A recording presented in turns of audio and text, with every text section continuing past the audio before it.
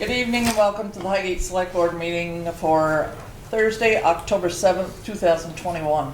Our first order of business is the pledge of Recording in allegiance. progress.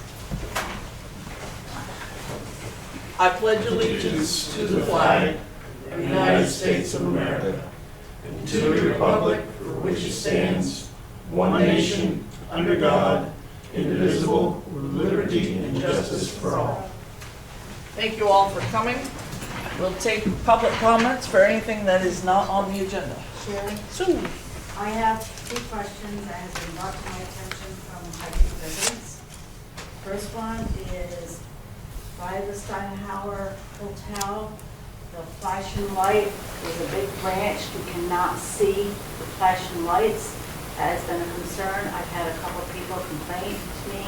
They know I come to the select board. The branch is covering over the flashing light. They cannot see the flashing lights until people are not stopping. They're just walking through. They don't see the flashing lights. I just want to make. Oh, on the crosswalk, you mean? Yes. There's a big branch that's over On the village core side. on the village core side. There's a couple big branches there, and they cannot see the flashing lights. And somebody Good question. was bringing it to my attention yesterday. I'm just bringing it to the board. It's a safety issue. Sharon, Yes. is that ours or is that the state? I think it's on. It's Yeah, ours? I would say. it's Okay. on. Okay, so I'm just bringing it because somebody Okay. brought it to me. Yep. The other two questions that has been brought to my attention, I know I missed the last meeting, so I'm catching up this time. The Christmas parade that has been brought to my attention, we did that last year, that was a very big success. They wanted to know if you guys were still planning on doing it and when you're gonna do it. And I had another question. It was a big success with the Christmas parade, and we had the Christmas tree across from the park. I had a couple people ask me about lighting, having like a tree lighting service, then doing the parade after. This has been brought to my attention by some of the Highgate residents. It's one place to get the community together, do the tree lighting service, and then do the parade after. I just want to bring it to your attention. This has been brought to my attention. I don't know, what do you think, Richard? Yeah, I think it was great last year. And Last year. I think we just get a bigger tree for a tree lighting. And more lighted vehicles. Yeah. That's why I'm bringing it up now, because I can get the word out once the date's set. Yep. And let people know ahead of time. And if you guys are planning a tree lighting service, I can get the word out. It's just, I would like a date, and I would suggest like the first part of December. You know, kick off the holiday season. I'm just throwing this as a suggestion. And I know the lights, well, we'll have to fit that in somewhere because that's becoming a pretty big hit around here, so. I'm just bringing it up now. It's beginning of October. I just want to bring it up so Yeah. people can be prepared and get plan ahead. One of them, brother-in-law's got his Halloween lights up right now. You can sit and watch them, you turn to channel 99.3 and you listen to the music as you're watching the lights as it goes to the music. It's absolutely amazing. It's Right, absolutely around amazing. 207 Highgate Falls. Check it out. Yeah. Oh, it's worth checking it out. It's Really? amazing. Yeah, you should stop. Right now, it starts at 6:30. It runs the programs for about an hour, then it redoes it. He runs it to 9 at night. I have to remember that. Okay, so Yes. we'll, for the parade and tree lighting ceremony, let us get with the rec Okay. committee and see what they are thinking, and between us, we'll I just want to We'll bring figure it it up out. now so Absolutely. Yep. so we can Yeah. get it planned, because it was a big hit. I know I was there, Rich was there, and I watched the parade, it was a nice parade. it was beautiful. It's gonna be here before we know it, so you're Yeah, absolutely right. that's why I'm bringing it up now. That's why I'm bringing it up now. It'd be good to find out when the other towns do theirs too, so we yeah. Right, exactly. Okay, so thank you. Okay. All right, any other public comments? Charlie, you missed it. People are asking if we're gonna do the Christmas parade and have a tree lighting in the park. What you think? I think it's a great idea. Definitely Christmas parade and in the light contest again. Yep. And Okay, if we so, can figure out something for a plan for the tree lighting, then that's great too. Okay. Because So- this has been brought to my attention that the Christmas tree lighting for the parade. Yep. Modify the route of the parade. yeah, we'll tell the plow trucks to carry sand or salt just in case. Yep. Yeah. Yeah, towards the end of the day. Towards the end, I got a little hairy there. Okay, so Ty will task you with the rec committee and the select board will help you out and we'll get it situated and organized. Perfect. Okay. All right. On to the village core master plan, wastewater and water study. So we have Mr. Robert Clark here with us from Otter Creek Engineering. And we have Greta Brunswick here from Northwest Regional Planning. So, who would like to start? Robert, would you like to start? Would you like me to come up? Sure. We'll have you kind of Sit on an angle? kitty corner, yeah. So they can see you and we can see you. Sure. So, again, I'm Robert with Otter Creek Engineering, and we've been working with the Village Core Steering Committee for over a year now on evaluating community wastewater solutions. And part of that is related to what the town may be able to do with the Village Core property. And we put together a simple PowerPoint to kind of just walk through what it is that we did and what we found and what we think the next options are for you guys to consider. So, basically, go ahead and have you start right on the background slide, Heidi.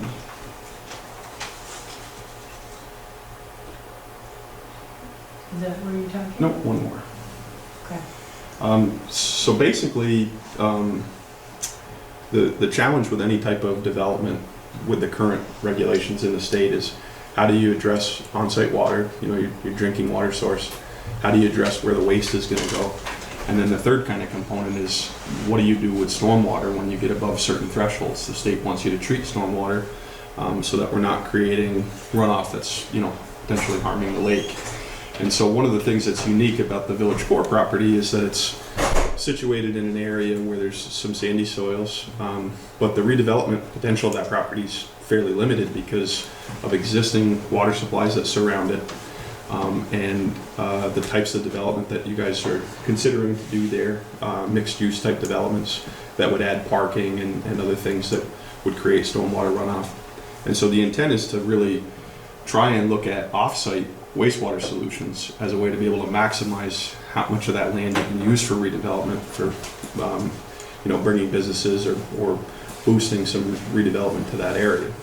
So in general, you know, the process is to assess whether or not individual on-site treatment and supply is limiting, and that's not just specific to the Village Core. You know, part of this study was to really look at the village center and see if that was a problem across, you know, across a larger area, and more systemic of another issue. And then we also wanted to just see if there might be a pattern of poor conditions that could be impacting the quality of water. I mean, one of the things that people don't realize with private wells is... I'm sorry to interrupt. I'm just getting a message. They're having a hard time hearing. Sure. So Where's the microphone? those are for the television. Just for the video? camera. Okay. I have a little one I can try to put over to. It's that kind of meeting, huh? Started something. What's next? Go ahead, if you could just talk a little bit louder. I'll try to. I'm not sure. If it sounds like I'm yelling at you guys, just let me know. Oh, that's fine. So in general, the kind of third piece of that is to just get an idea of whether or not the existing wastewater conditions might be impacting everybody's water supply, because one thing that's not happening with private wells is they're often not tested, and so you really don't know what it is that you're consuming. So part of the study was to just identify, is there a potential for an issue here in Highgate? Go ahead. Oh, sorry. Sure.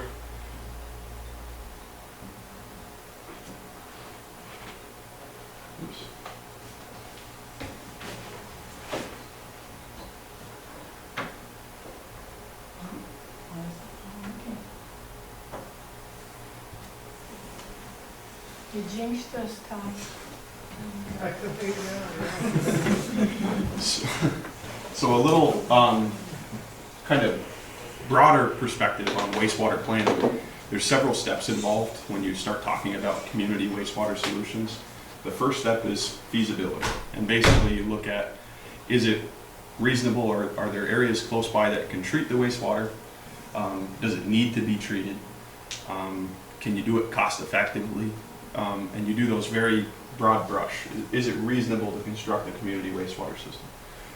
If you've determined that it is, the project kind of transitions into preliminary engineering, where you spend more time evaluating the options, refining what the cost of those options might be, investigating site-specific land uses, so going out and doing test bits, for example, for a particular house site or disposal field. You might start testing water supplies, or looking at how much capacity water is available for public use. And that's part of preliminary investigation. And then ultimately, if the project proceeds, you get into a point where you initiate, final design and permitting. And there are a number of state permits that are required for wastewater and water supply. And in general, that process takes several years to work through on a community basis, because you're often dealing with a large amount of wastewater compared to a typical residential house. And you're dealing with a number of variables. You have private landowners involved, you have the public that you need to gain input from. And so it just takes time. And so those things kind of work well together. You can get a lot of public input and involvement in feasibility. You can continue that process through preliminary engineering. You continue it through final design. Once you get into design, you often do a bond vote, very similar to what you guys just went through for the other project that you're working on. You get firmer numbers on what you think the construction cost is going to be. You've identified the technical challenges. You go through a bond vote. And by then, theoretically, the public's been actively involved and at least opinionated on one side or the other of how they feel about a particular process. And then after design, obviously, it's bidding and construction. Oftentimes for community systems through a variety of different state and federal funding programs that offer grants and loans.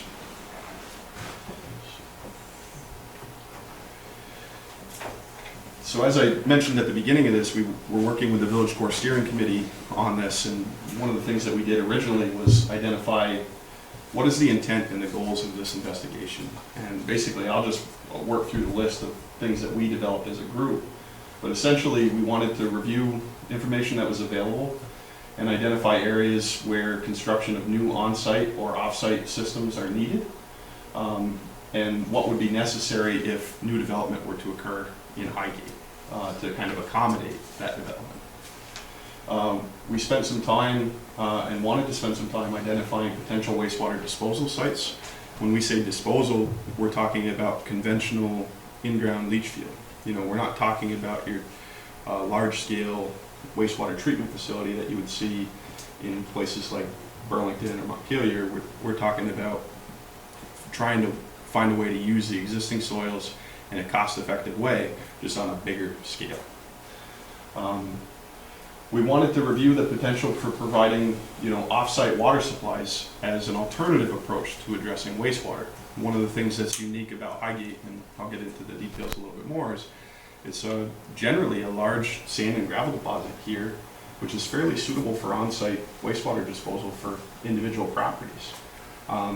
Often what's limiting from a development perspective and from a growth perspective is that you have water supplies that are overlapping wastewater systems, and the more water you need, often the more wastewater disposal you need, and you just get limited from a land constraint perspective. And I have some slides later on that'll show kind of what's going on with that. But it is reasonable to consider, public water in areas where you have really good suitable soils as a way to allow for growth and addressing some of the environmental concerns that we'll get into. We wanted to review some funding options and present a range of user fees for a variety of different options to the steering committee and to you and the public, to get an idea of how the size and the type of system impacts not only the upfront capital costs, but what the long-term operations and maintenance costs might be. So that was a big part of the study. We also wanted to try and provide options that were not choice limiting, meaning we wanted to look at situations where you could do development in stages. Maybe it was appropriate to start with a smaller chunk of the apple so that over time Highgate was positioned to take advantage of other things should you desire to do so. So that was always under consideration. Always cost effectiveness and appropriate scaled solutions are important. You know, we didn't consider putting in a municipal tertiary wastewater treatment plant, which would have tons of cost and O&M expense and operators. It's just not appropriate for the size of the community. And essentially what we wanted to do was develop solutions which were protecting public health and safety and provide 2 or 3 reasonable options for your consideration, for the town's consideration on if you wanted to move forward or not.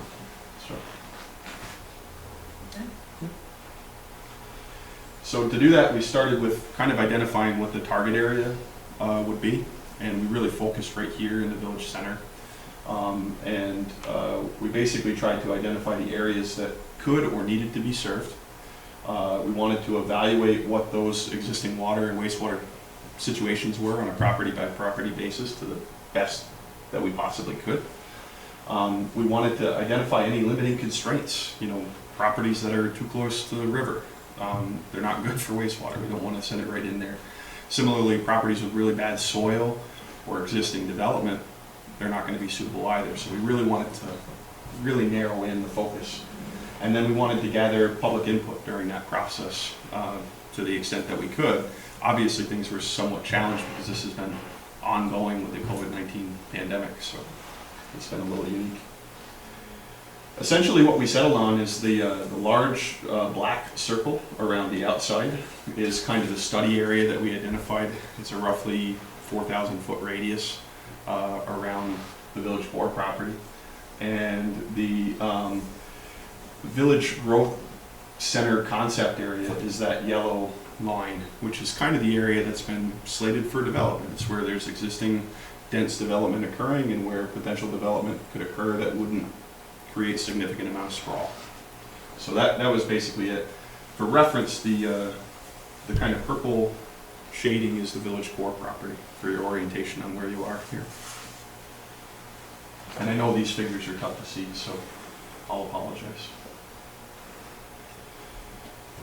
So after we identified the target area, we really focused in on what the development limitations and what the limitations really were from a water and wastewater perspective in that study area.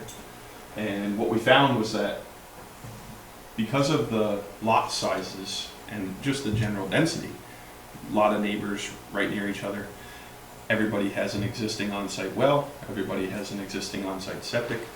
There was a lot of overshadowing, and that's where we talk about when you're drawing water out of your well, the state suspects that there's a zone of influence that water is going to pull out of the ground, and things within a certain distance are likely or have the potential to contaminate your supply. When that occurs in an area where you have wastewater systems, your wastewater could potentially be going into your water supply. And that's, the state looks at that as overshadowing of well shields, well isolation shields. As I mentioned, the density of the development makes it challenging to look at alternative solutions. Pairing your well with your neighbor isn't advantageous because they're right next to their neighbor. There's really no really truly small scale water and wastewater options. And we basically came to the conclusion fairly quickly that some sort of community wastewater system could allow for redevelopment of properties like village core if the wastewater system were located outside of this kind of dense area. And it would eliminate the concern of on-site wastewater failure in the future, potentially impacting neighboring supplies from that property. So this is a extremely tough to see exhibit, but basically the blue lines are known mapped water lines here in Highgate. That's predominantly the McEwen supply and the sports arena supplies and some distribution network that was known. The red lines are documented wastewater fields, and if you look in the middle, just above the purple shading, that's the elementary school's wastewater system, for example. And then all of those very light circular lines are private individual wells with the required isolation shield. And if you just look closely, you can see how much they overlap each other, how they're influenced by each other, how much they overlap the abutting properties all the way down through.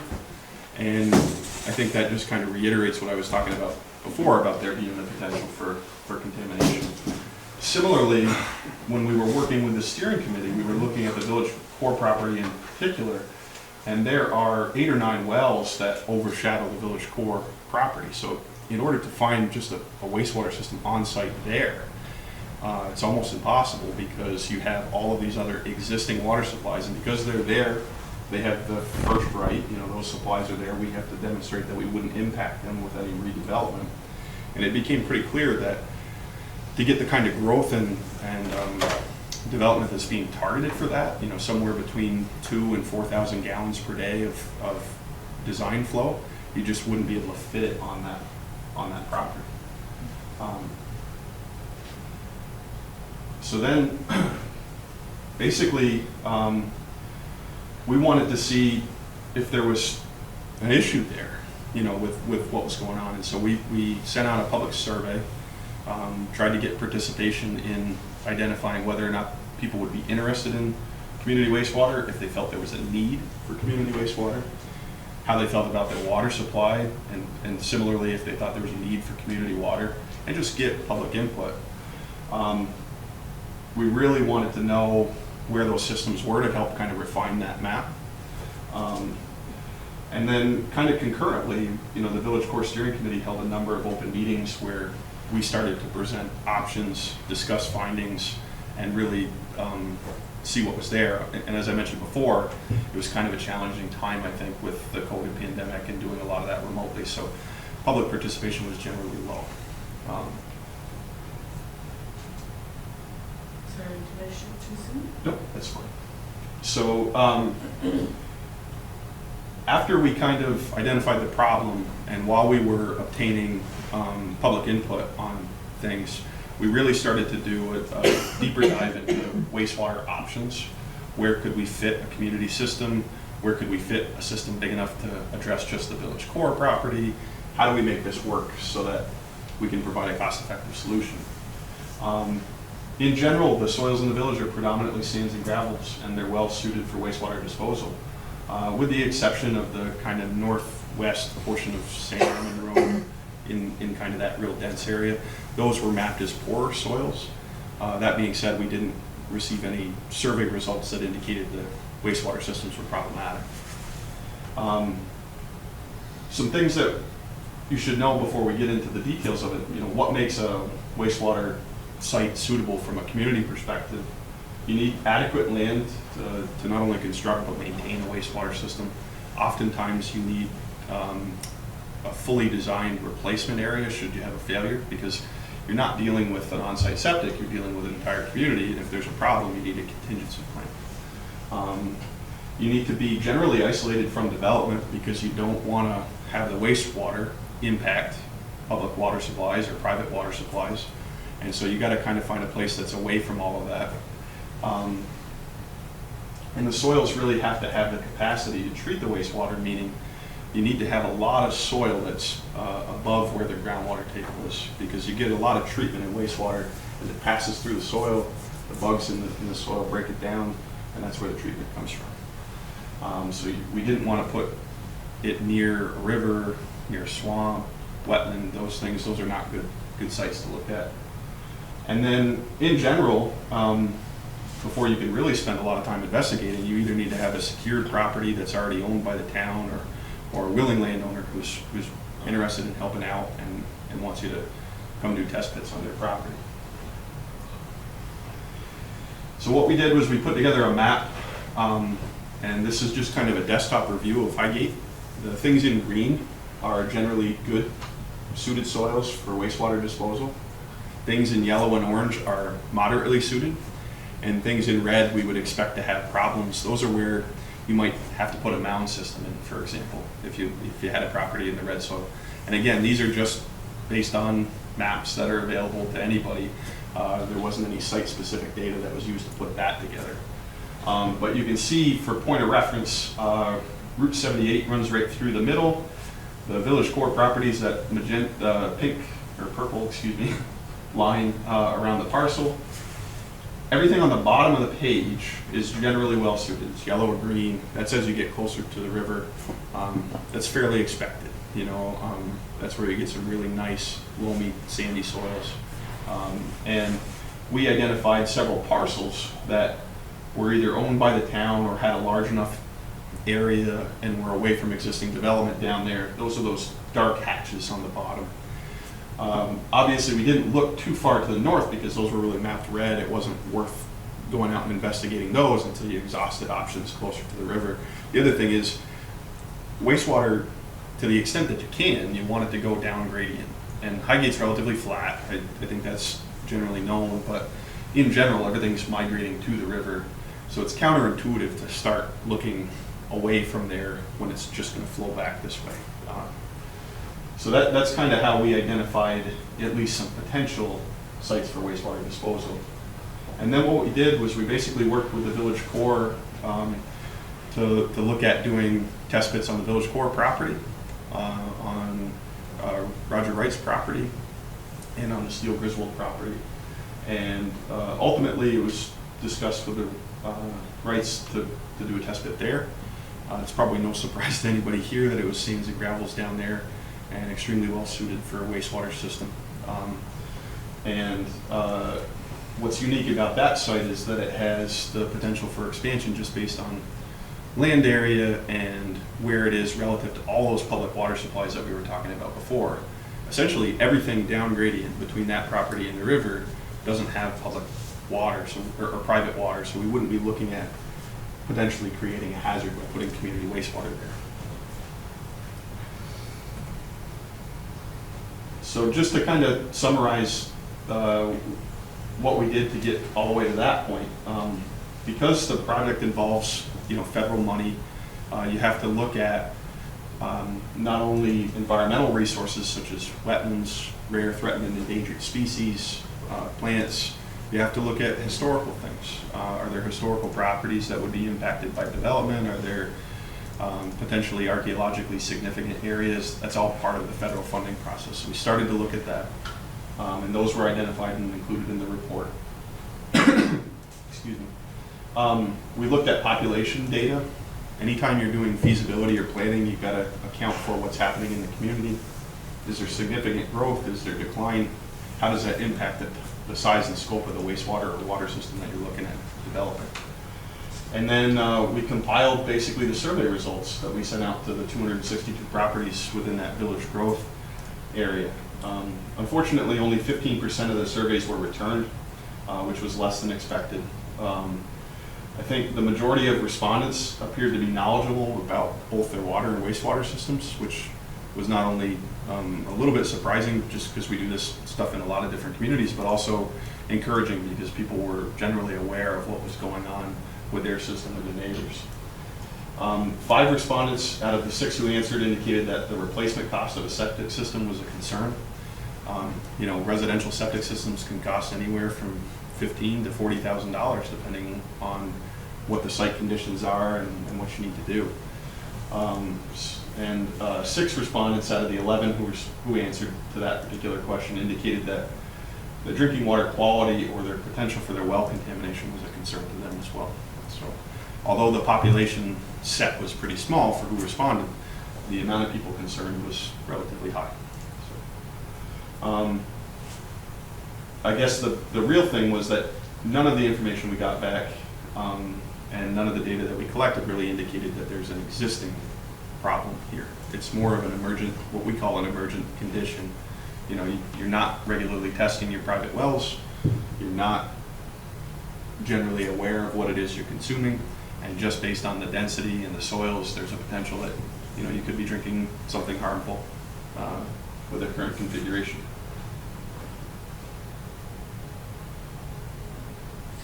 That's okay.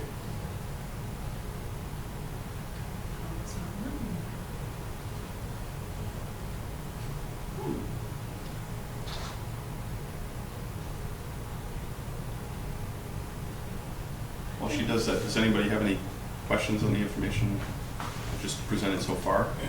I know it's a lot to take in. So let's go back and do a few definitions. Sure.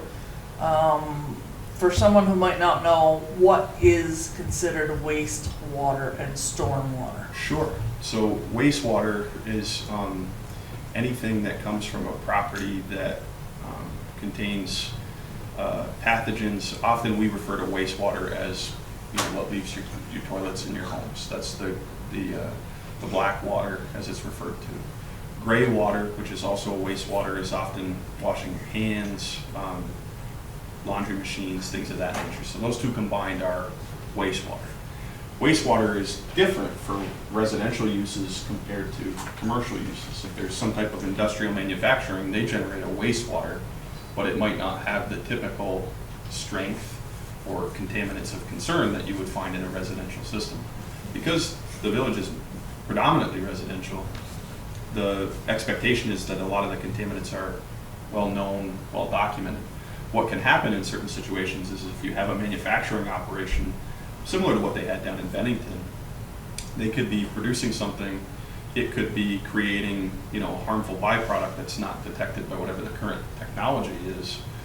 That's going into the ground, and then it's being consumed in the public water supplies. And in their case, that's the PFOA, the PFAS stuff that was talked about. And so that's why these types of situations are labeled as emergent, because you don't really know what's going on, you don't have the information. Stormwater is generally referred to as runoff from storm events. It rains heavy in Highgate, that runoff is going to collect things off the tar, off the pavement. It's going to collect oil stains and slicks and things like that. And it's going to flow to the areas that collect drainage, roadside ditches, wetlands, things of that nature. Stormwater is of a concern to the state because you get runoff from not only roads and buildings, but you get it from agricultural uses too. And at times those can add nutrients that can end up in the river or the lake and just throw the balance of that off. So that's why both of those things are important to provide some type of treatment. And then as you are, it's very difficult to see that slide where it shows the circles around the wells Sure. compared to where the septic systems are. What is a basic buffer zone around a well that is considered safe? What you would want to label as safe is generally 100 feet centered on the well. It's more complicated than that. If your well was down at the bottom of a hill, you would want to be potentially 150 in it downhill. It's up to 200 headed back uphill. So if you imagine your well's at the bottom of a hill and you drew a circle, it wouldn't be a full circle. Most of these are completely round circles because it's flat, right?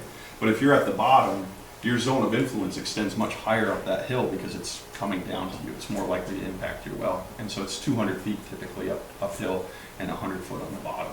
So if someone were to consider that, okay, my well is 100 foot away from my neighbor, you really could have an issue and not realize it because, like you said, we don't test individual wells probably as Correct. often as we should. Correct, and everybody's water supply is different. Everybody's individual well, they're all drilled at different depths. They all have different types of construction, they're all of different age. The septic systems are the same way. Some people probably have fully functional cesspools, which is essentially just a pit where it goes, and they have no issues with their wastewater, but they're not removing solids through a septic tank. They're not providing some kind of basic treatment. And you don't know what your neighbor's doing, and that's why they view that as an emergent kind of condition. So what we looked at was a larger scale community wastewater system. Is there a site nearby that we could fit that would accommodate everybody? And that was kind of looked at more as a future phase, but is there land available, generally close by, that you could build a system that would connect everybody in town? Is that possible? We also looked at what we refer to as decentralized solutions, but essentially it's smaller scale wastewater systems that will allow you to kind of take on that challenge in phases. And the size of that is typically capped at 6,500 gallons per day per system. And the reason for that is that the state has different regulations for how much, based on how much wastewater it is you're discharging. If you're less than 6,500 gallons a day, that system would be designed, permitted, and constructed no different than anybody's residential wastewater system for their home. When you get above 6,500 gallons a day, you get into a different threshold. It requires more extensive treatment often, and it requires a much bigger area. And that makes sense because you're taking all that wastewater and you're concentrating it to one area, and you want to make sure that you're doing it effectively. So those are the kind of thresholds. And then, as I mentioned before, we looked at whether or not community water would be appropriate. Essentially, all of these solutions come with different levels of cost, both upfront and O&M. There are certainly advantages and disadvantages to each of them. And many of these solutions can actually be completed in phases. It's not necessary to do, you know, a $10 million project. I throw that out there as a number just because it's a number, but it's not necessary to do a very large project. A lot of these things, even the larger scale wastewater solution, can be done in phases.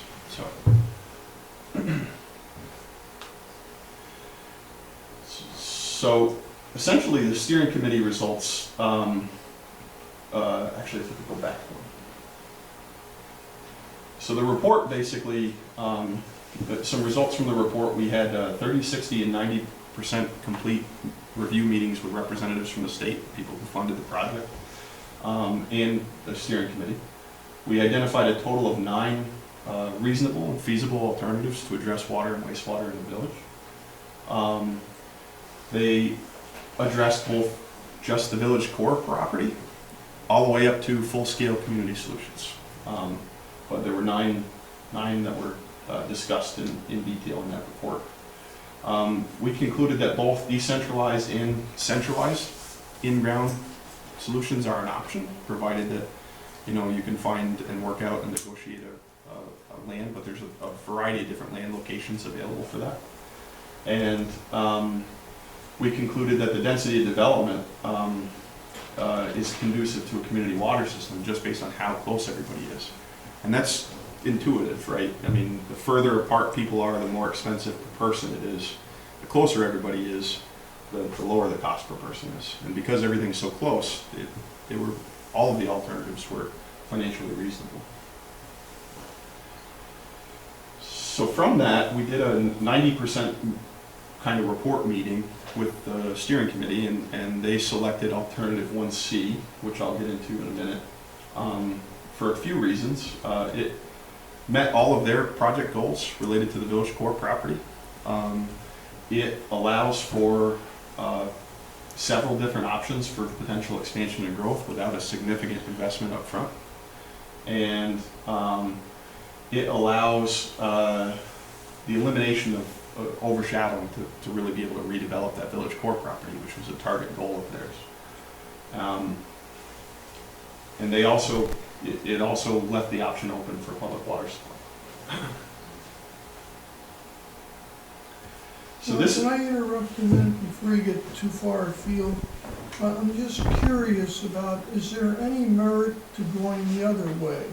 Instead of having sewerage in a remote location and piping everything over there, is there any merit to piping water into the units and leaving leach fields where they are? Certainly. That is what we refer to as the community water option, and I actually have a slide that'll show that later. Okay. But yeah, that's I didn't know whether you come back to it or not. Yeah, no, that's a very good question. So this wastewater option that the village court steering committee was leaning towards essentially is a wastewater system up to 6,500 gallons per day, which conceptually would be located on the right property. Theoretically, there's capacity at the Steel Griswold property and other ones down in that area that we identified as suitable. The threshold is capped at that 6,500 gallons per day. It doesn't get you into a complicated regulatory process with the state.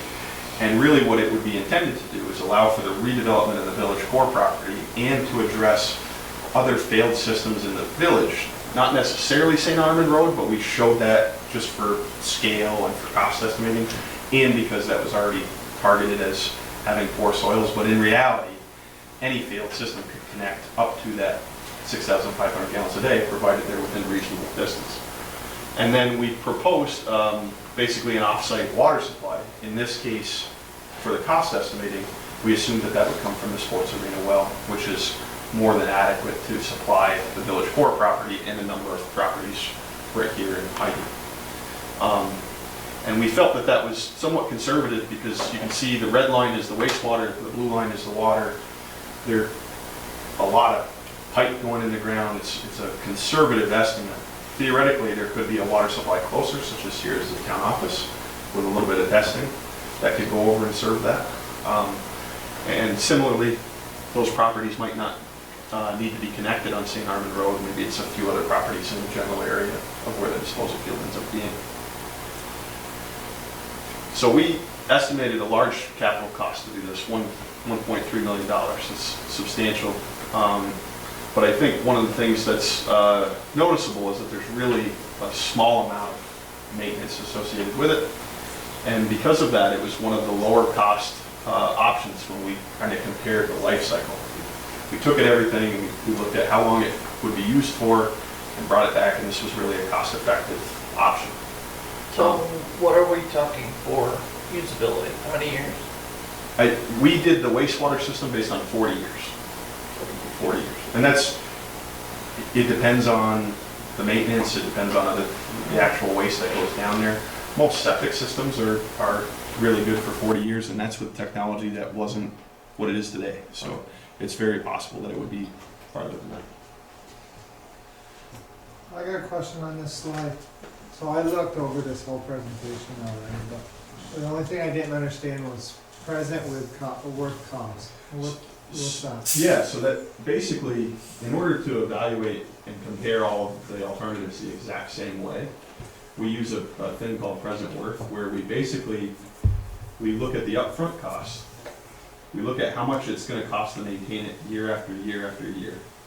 We go out how long things are going to be used for. So in this case, 40 years. Sometimes it's 20, sometimes it's 10.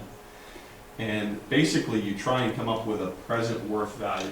What's that really worth today compared to all the other options? So for example, this has really low maintenance costs. It costs a lot of money up front, really low maintenance costs. Some of the options that they looked at were lower capital costs, but had very high operation and maintenance costs. One of the options we looked at, for example, at the village core property was simply to just put in a holding tank and have a septic company come pump it out every time it reached the level, right? So they were spending thousands of dollars a year to pump out the septic, and then tens of thousands of dollars a year to pump out the septic, but they didn't have to spend $1 million or whatever on the upfront costs. So you're trying to compare, how do those really compare? And that's where we came up with that present worth cost. It doesn't really help in context of this presentation. For the original presentation that we did to the steering committee, we had all 9 alternatives together in a table, and I believe that's posted on the website, and I encourage you to look at it. Yeah. But it'll show you the differences in all of them and kind of how they're related. Does that make sense? Somewhat? Somewhat. Yeah. Debt service is obviously the anticipated annual loan payment on a large project like that, be $25,000 a year. Change slides? Sure. So again, why was this selected as the alternative? Well, it addressed the immediate needs of the village core property and eliminated a group of additional connections which could be potentially harming their neighbors, up to that 6,500 gallons a day. And it was not choice limited. Selecting that option doesn't prevent you from looking at a large combined wastewater system in the future. It doesn't prevent you from looking at other decentralized wastewater locations to address other parts of the village. And it doesn't prevent you from pursuing a community water system to address any of these needs either. And obviously, you're not required to do any of those additional phases or even this phase. You know, it's kind of, it gives you the building blocks to do a whole bunch of stuff or do nothing based on whatever the public input is. So the phase 2 options that we mentioned were a large public wastewater collection and disposal facility on the right property, decentralized, looking at other sites outside of the village, maybe off of not St. Armand Road, but out on 78, you know, just kind of spurring out, getting away from the development. Are there other sites that could have a 6,500 gallon a day system like this one. And then obviously the community water system that we talked about earlier. And because all of these are still valid with the recommendation for phase 1C, I'll just kind of go through what they might look like in the future. So this scenario would be you build out 1C, you potentially the right property, for example, that's the one that we use because it was the easiest to cost estimate. But you find one of these properties, you build a system up to 6,500 gallons a day, you connect the village core property, you connect failed systems in the area, and then if you find that there's a need or desire in Highgate to expand, you look at putting in a large community wastewater system at that disposal, and you go through the permitting process. That's important because if you're going to consider that for the future, you want to acquire the land, wherever that might be, now to address it. But you can see from this area, that would allow you to go up Gore Road 78, really pick up the entire designated growth center with wastewater, which would allow for redevelopment and anything that you wanted from a development scenario really in town. What is the average home estimate of wastewater a day then? So that's a really good question. So the state has rules that we have to design systems to, and they're the same flow, whether it's the 6,500 gallon a day or the larger one. They say that a typical house in a large community like that will have 245 gallons per day of wastewater. I can tell you through my own experience that that's just not accurate. We do water supply project and wastewater projects all throughout Vermont and New England really. And typically a regular residential house, like a 3-bedroom, maybe 5 or 6 person home, will use about 100 gallons a day to 120 gallons per day of water, of which 80 to 90 gallons per day is sewer. That's a real number. But from a design perspective, the state requires you to go not less than the 245. And from a drinking water perspective, they require you to go not less than 360. So they're somewhat conservative. But again, when you're doing the community... The state conservative. What? Yeah. And at least on the wastewater side of things, I can rationalize it because there will be times when you have a huge party at your house, and if you have an on-site septic and you got everybody over for a graduation party, maybe you are using the 245 gallons a day or a little bit more for your wastewater system. What you don't want to do is have it fail, right? So I can rationalize that. The water's a little more tricky, but it's just the way the rules are. So that's one option that could be done in the future with 1C. The next would be something like this, where 1C is successful and there's an interest and you don't want to get into a larger land discussion, or you run into regulatory issues or whatever. You could look at other sites that could have 6,500 gallon a day systems, and coincidentally enough, both of these that are shown are mapped the same soil type as the right property. There potentially is suitable. There are limitations to both related to public waters or related to private wells in that area that are not on the right property, but from a wastewater disposal perspective, they're pretty good. And in fact, the one in the purple, I think already has an existing wastewater permit for development up there. But you can see this is kind of what they refer to as a decentralized solution, where we found a way to address everybody's wastewater the same way that we did on the previous slide, but we're not building a very large wastewater system. We're taking it one step at a time and dealing with the needs that way. And then the last option we looked at was public water supply, where basically you would need a high yielding well, somewhere around 75 gallons a minute, some piping and a storage tank. And we looked at whether or not there was some potential for sites close by to have high yielding wells. The sports arena has a very high yielding well. Unfortunately, it doesn't meet all the requirements for public water supply. You know, when you think about your own on-site well, you're only pulling out maybe 3 to 5 gallons a minute. The zone of influence of that's really small. When you get into public water supplies, in order to find a public water supply, you have to own and control 200 feet around the well. And your zone that's influenced is drastically based on the soil types there. So in this case, sands and gravel's much larger, and your how much withdrawal you're doing. So the more you pump out of the aquifer, the more likely you are to pull things in. So that's a consideration. So really for a public water supply, you'd want to be outside of the center here. And that's also extremely high maintenance cost. If you had a centralized water system, that can be very expensive to maintain. It can be, certainly. And that's where that present worth analysis really looked at those options, because when you get a public water system involved, and a public water system defined by the state rules is 10 or more people connected to a water system. It's not, City of Burlington water supplies. It's 10 or more people, and you're regulated under their rules. Well, they have those regulations in place, and they require you to have licensed water operators at that stage.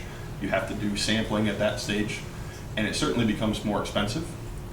The benefit to public water is that you know what you're drinking. It's constantly monitored. They're going through a more rigorous program, so there's offsets. But in order for us to compare public water as an option, we had to do that present worth analysis, because it had, I think, 10 times, it was $40,000 to $50,000 a year in operation and maintenance expense related to a public water system, compared to 4,300 gallons a year, or $4,300 a year for that septic system that we talked about It's just a earlier. fraction. Before we move forward, Greta's got a few comments, and she's muted for whatever reason. So she wanted to remind everyone that all the information is on the website. Is that how you saw the report, Ty? She's asking, you've mentioned failed systems, but couldn't it be for new development? Absolutely. So I mentioned that 6,500 gallons a day. I had slated it for failed systems in the village just as part of the report, but theoretically you could set it aside for new development, whatever that extra capacity is above village core, similar to what you're doing with village core.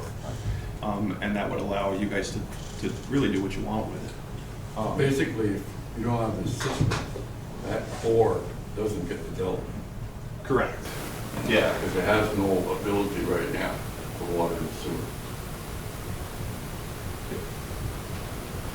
So the water supply things, it's more expensive, but one of the things that I mentioned before is if you found a source that's close by, because of how dense the development is, the cost per user is actually relatively low compared to other systems throughout Vermont.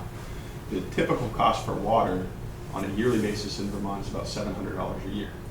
People don't often consider their private supplies, but if you've ever had to frack your well or replace your pump, those are thousands of dollars at a time that you're not necessarily considering. The maintenance of your hydropneumatic tanks. Some people have water softener systems. Some people have iron and manganese problems where they get sludge and staining in their clothes. So those things are hard to quantify, compared to a public water supply, which is always treating to those standards. But again, the development's so close together, when you put a water line down the road and you provide service connections to every house, it becomes if people connected, it would become affordable. There was a lag. There's also the cost of, if they have problems with their water and they're buying water, how much are you spending on that bought water? I never really figure it, but a little bit of a cost. Sorry, I don't know. No. Wi-Fi. Have you, I know we've talked about a site for sewer. Have we talked, other than the arena, where else would we go here in Highgate? You're reading my mind a little bit. I got a perfect slide right after this to kind of show at least what we looked at as part of the report. Yeah. We didn't spend a lot of time looking at water supply, I'll be honest with you. It became pretty apparent to us that it was reasonable to do it. Public water is something that requires community engagement and participation, and there has to be a want in the community to do it, because it only is affordable if people connect. I can tell you on paper it's affordable, but if people don't connect, then it's not affordable. And so we just kind of identified it, and I thought it was important to bring it to everybody here at the select board level, because it is reasonable, and there's some other funding opportunities that are out there right now, and it's at least worth talking about. And obviously it is reasonable from a wastewater perspective. This gentleman brought it up earlier. If you connect everybody to water and they get rid of their wells, Well, now the wastewater is going to get the treatment on a site-by-site basis there. And really, people are only limited at that point based on the size of their lot, not based on what their neighbor's doing. And that alone has substantial value for property owners, whether they realize it or not. But then you go the other way and take care of the wastewater, you don't have to worry so much about your water. Yes. Yep. That's the option too. Because one well polluting another well is not dangerous, but a septic system polluting a well is a different story. And the waste, you asked about wastewater earlier, while this is still loading. The benefit of a wastewater system compared to a water supply system is things like breweries and other things that are more higher strength waste. They wouldn't have the area on the lots that are here to be able to treat it and put it into the ground. It's just not possible. But if you had that larger, 20 to 30,000 gallon a day system, they could do what's called pre-treatment on their lot, make sure that what they're giving you is basically residential waste, and you would have the ability to accept it. And that's how a lot of those microbreweries popped up in small communities in Vermont. They had existing wastewater systems that they could make that work. That's the type of industry that you could bring with a wastewater system that you couldn't get with a water supply, for example. Ironically, for wastewater, for breweries, you kind of need both, because they need water supply to be able to make it too. And you might not get that here, because if they were to put in a well right on a property like Village Core, they would have to test everybody's well to make sure that they're not pulling out too much water and impacting everybody else's supply. So having public water available allows for that type of redevelopment potential without any impact to neighboring properties. Sorry, I went out to That's see okay. if I could get this going. Supposed to be a lag.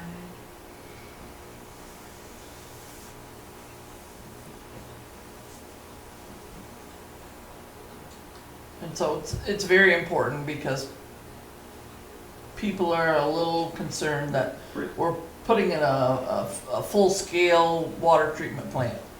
That's not what you're suggesting. You're suggesting a giant septic tank and a leach field. A giant Yeah. leach field. Giant leach field, and it's actually called septic tank effluent treatment. You remove the solids in the wastewater, and then you treat it through a traditional leach field like you would on your home.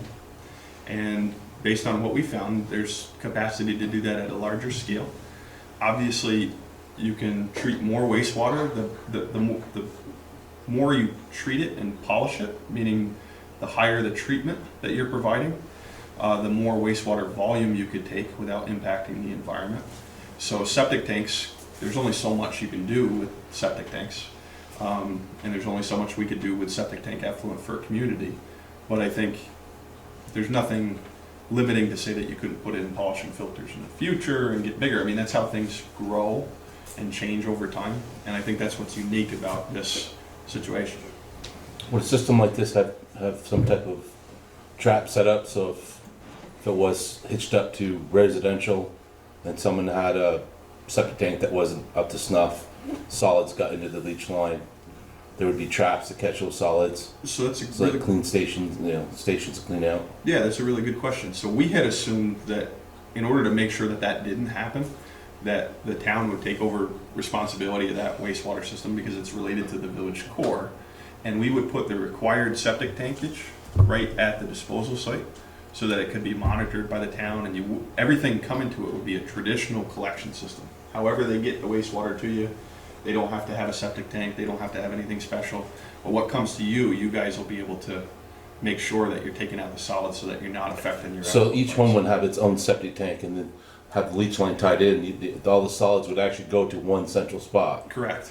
Yep. I didn't And that's realize that. and that's part of the reason where that 4,300 or 4,300 gallon or $4,300 cost was annually. Let's get rid of that. Yep.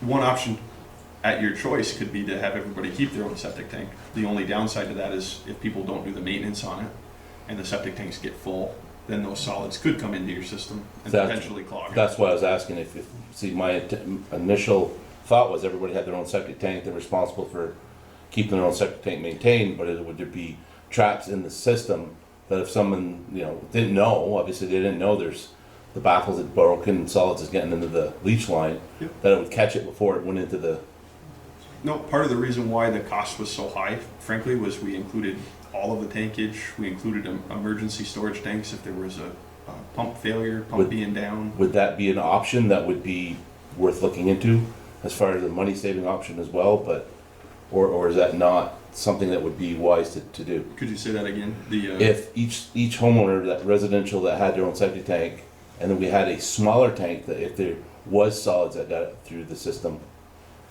as a cost of, as a as a cost effective way, rather than having that $4,300 a year maintenance cost, maybe it's $2,000 a year, because it's a much smaller tank, because each homeowner is gonna be responsible for pumping their own tank. Sure. I think that might have even been one of the options we looked at. I don't want to I'm just- misspeak. I'm just curious if that was, Yep, I'm pretty sure that was one we looked at, and the other one we looked at was everybody having their own pump station, basically a septic tank and a pump station, and then we put in a shared pressurized line that goes to wherever the disposal field is.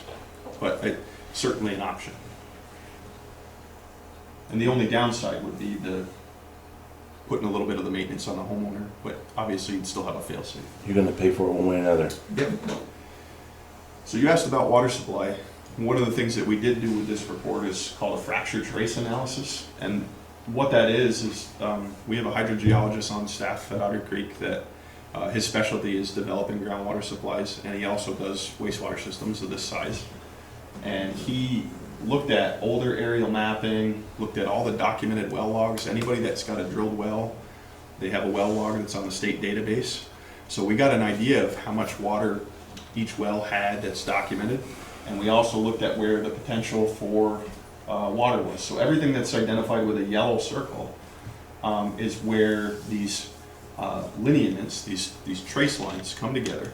And where you have 2, 3, 4, 5 trace lines come together, that's a high probability of there being groundwater in that area that's higher, that's higher yielding than you would normally find. You know, when you drill a well at your house, you just have your lots, 5 acres, you drill it away from the septic system, that's what you do. When you do it for a community supply, you're trying to find where you could get higher yielding wells. I will tell you that this is no different than dowsing. It's hit or miss. There's no guarantee that those lines are accurate, but more often than not, that stuff is accurate. That's all from drill records though, from all the drill well records. drillers that have all the records, yeah. Drill records, and those lines are really focused on where the surface water's running, and that makes sense. If the water's running down ditches and through wetlands, and it's all making its way down to the river, the groundwater's doing the same thing there. And so, as a driller, you try and look for those areas. You drill in an area where water has historically run, because that's where the groundwater's likely to have run to, and you hope that you find fractures in the bedrock, or you find a good portion in the gravel where you just have an unconfined aquifer with a ton of water going down to the river. But it's not guaranteed, but it's a good educated guess.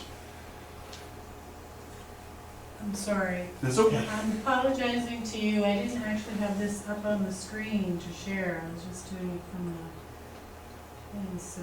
That's okay.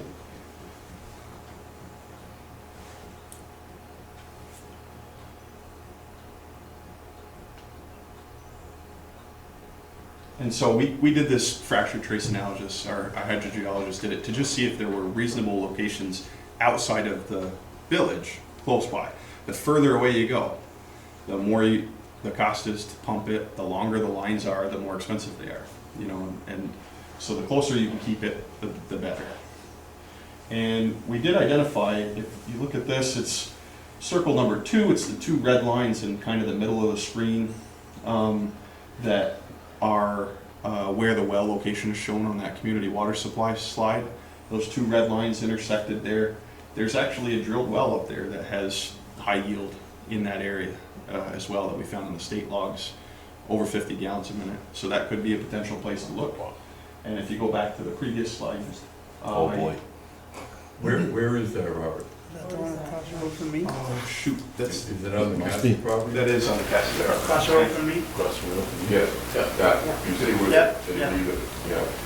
So we just did that to help with the cost estimate, because it helps us kind of quantify whether or not they're reasonable, right? And so that's where that well is. And theoretically, you know, with some testing, maybe you can get somewhere closer to 75 gallons a minute out of a well like that. And you would have the ability to connect everybody that's inside that yellow So polygon.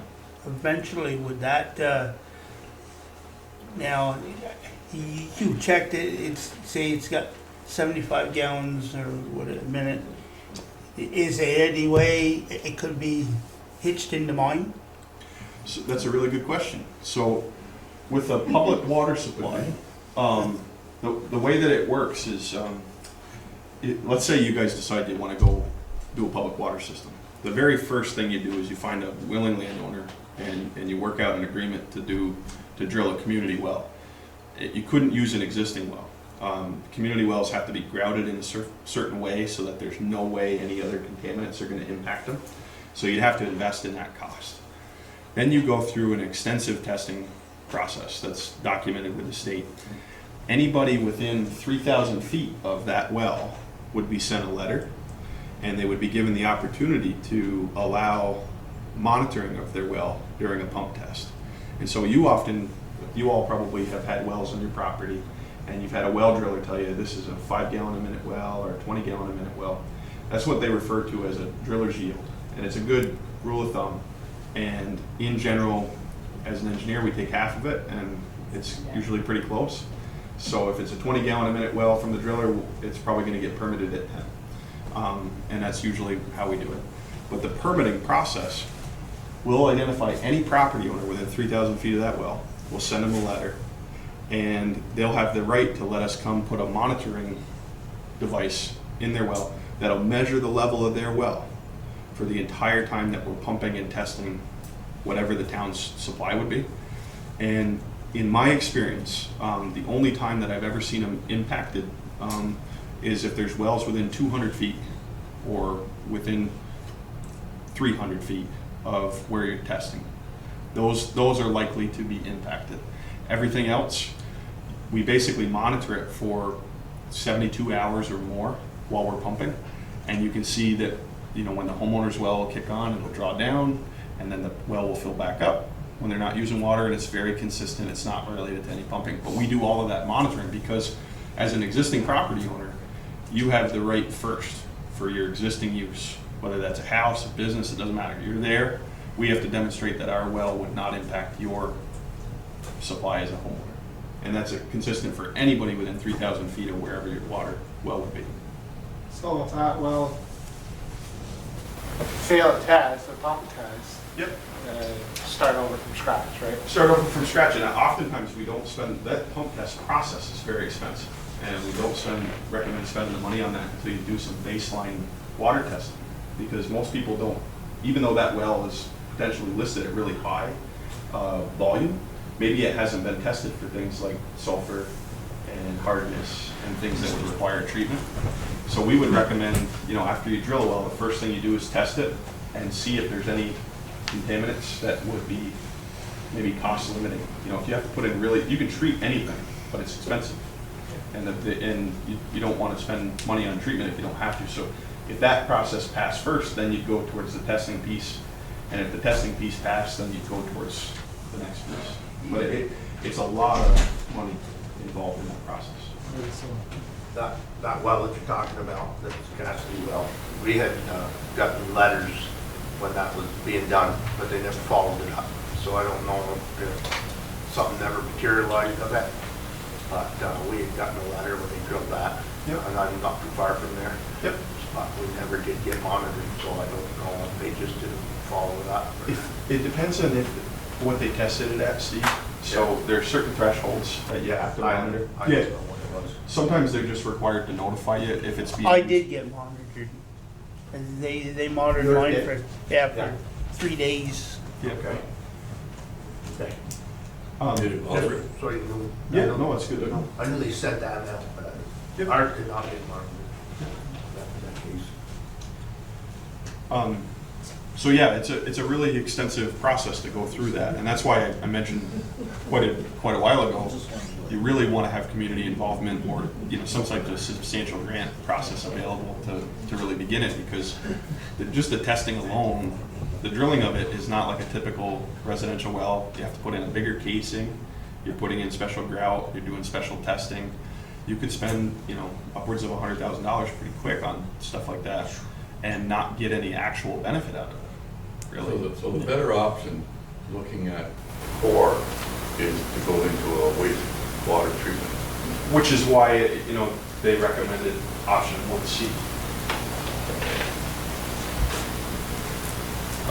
So this was the fracture trace analysis. Again, these are all outside of the village area. There's a ton of other sites that could be high yielding wells that are close by if you decided to look at water. And that's a base level analysis. So, you know, any engineer could take that information and start working on a planning study for you. So we did come up with capital costs, debt service, and O&M expense. And as you can tell, the present worth cost per user is lower for the larger options, and that makes sense because that present worth cost per user involves more people. You know, the village, the first one had a slightly higher present worth cost, but that's because it was a small group of properties, right? And as I mentioned before, just based on development, the cost goes down with the more people connected. And again, you can see there's significantly higher costs related to the water system.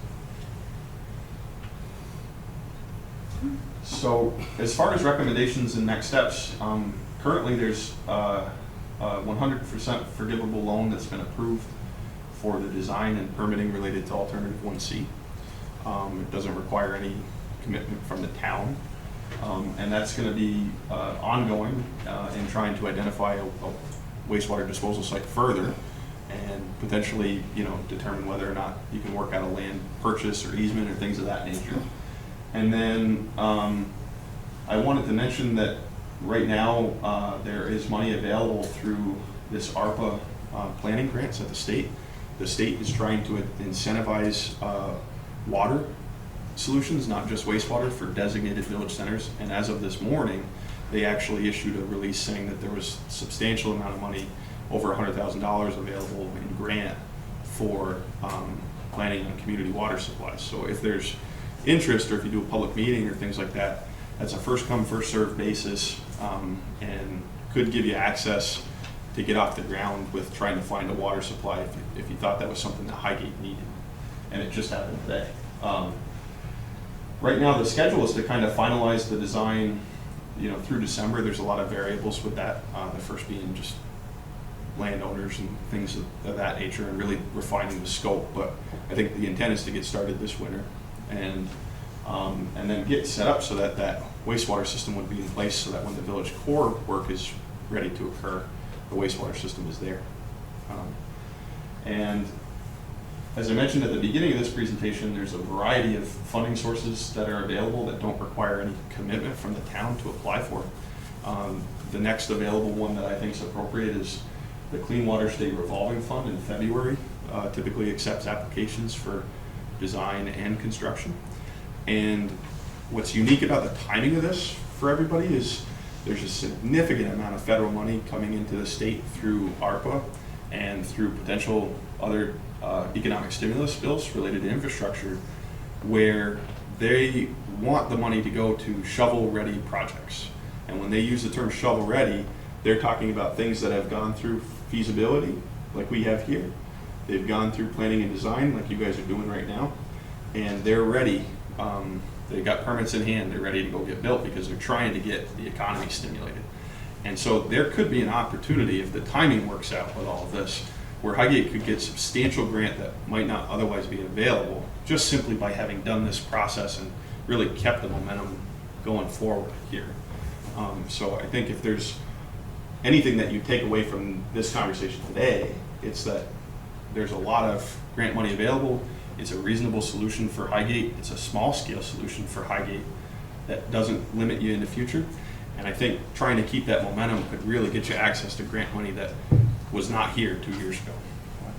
When you were talking previously about Griswold Steel property, is that piece of land the town owns on the riverbank? Yep.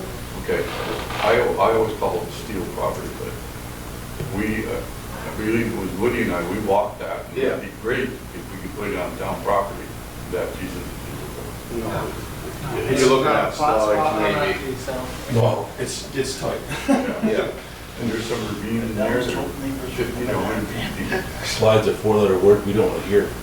Yeah, that's what we're trying to shy away from that Yes, sir. property, because there could be a potential slide there. And I should have mentioned this during the presentation. We had 9 alternatives because the members of the steering committee were very active in participation in telling us what they wanted us to consider.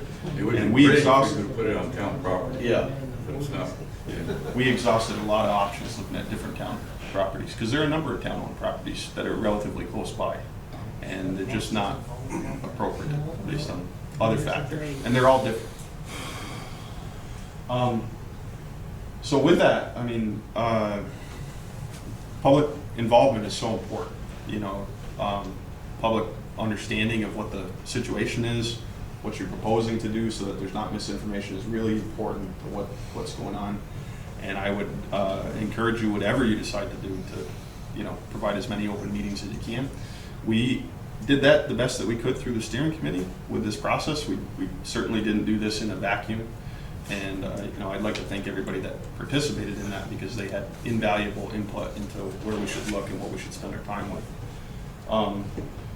But when you get done design, similar to your project to go to the airport, you will have a better understanding of exactly what the costs might be. And that's the time when you would put it up for public vote. And any of the funding sources that we're talking about require at least one informational meeting ahead of the bond related to that. So just keep that in mind schedule-wise. And then construction funding is not just available through the Clean Water State Revolving Fund. The United States Department of Ag, Rural Development, has a rural utility program where they offer substantial grant and loan packages each year. It's a competitive process. It depends on how many applications they get, but they get money just like the Clean Water Program does, and it doesn't require anything other than time to apply. So I would suggest that you do that too, and you can compare the two. We've done dual funded projects where we use both sources of money. You know, anything we can do to make a project more affordable for the community, you try and do. But those are the two most common for wastewater. And they also fund water projects, both of them do. So you guys tell Heidi, find it. She knows. I'm on a short leash. So does anybody have any questions for me about what we did and how we got to this point? Yeah. So with the recommended scenario, with water coming from the arena, I got a big question on what's the yield of the well? What well on the property you're using? And do you know how much the arena property uses from that well currently? Those are all fantastic questions. I don't have an answer to any of them. I should. We use the arena as an example because it was the furthest away, and it had a driller's yield that was 2 or 3 times what we needed at the village core property for this alternative. So that's part of the reason we thought, like, if we're going to be conservative about this and maybe work it out with the arena, that'll be really far away. It'll require more pipe to go underground. It'll be a higher cost, and we wanted to say, is that reasonable? What the village core steering committee's asked us to look at is whether or not we can connect right here at the town office to that. And so I think the first phase, or some other well nearby, the first phase would be to test and see if there's enough supply right here. Obviously, that's a significantly shorter distance, and it would still keep you potentially under that public water threshold to be able to do that. And I think that could be a really good option. A lot of that comes down to how much water you can get and then what the quality of the water is. So the first kind of step is to take a little bit of money, pump test the well, and then water quality test the well to just see what's there. There's another source that hasn't been investigated much. I believe it's behind your place. Yeah. On the town land where there used to be a trailer. Yes. There's a well there. It's still there, Okay. but No, there ain't much land around it anymore. It's got that nasty 4-letter word going on there too. Slide. Slide. Slide. That's a That's a 4-letter bad word. word. That's what I call it. What else it is? Richard, I called it a four-letter word earlier. That's why he's saying that. Yeah. Thank you, Todd. Yes, it is a five. S-L-I-D. I know Slide. I'm not the greatest at spelling, but everything I have the 4 letters to be. I had Oh, it at the 4 S. letters the whole time. Pardon? The I S had is it at 4 letters the slash whole time. They had me convinced. Okay. Okay. Would you bring the select board up to stuff on crossing under the railroad tracks and the cost involved? Sure, so that cost, there's a number of things that have to happen with a railroad crossing like that. One of them is the potential for a master license agreement with the railroad, regardless of what's there. And I've personally worked on projects where that's a substantial process because they essentially want you to take all responsibility and liability related to anything that might ever happen there. And a lot of the communities that I work with weren't willing to accept that and, you know, would get an attorney involved, and it just adds cost to work that out. They have a standard agreement template for that. The other piece is just simply crossing it requires you to put in special materials that you normally otherwise wouldn't. Steel casing underneath the tracks. You can't open cut it, not underneath the tracks, but underneath the right of way. You can't open cut it. It's got to be done by a method called jack and bore, and the cost of that on average is 10 times more expensive than traditionally digging.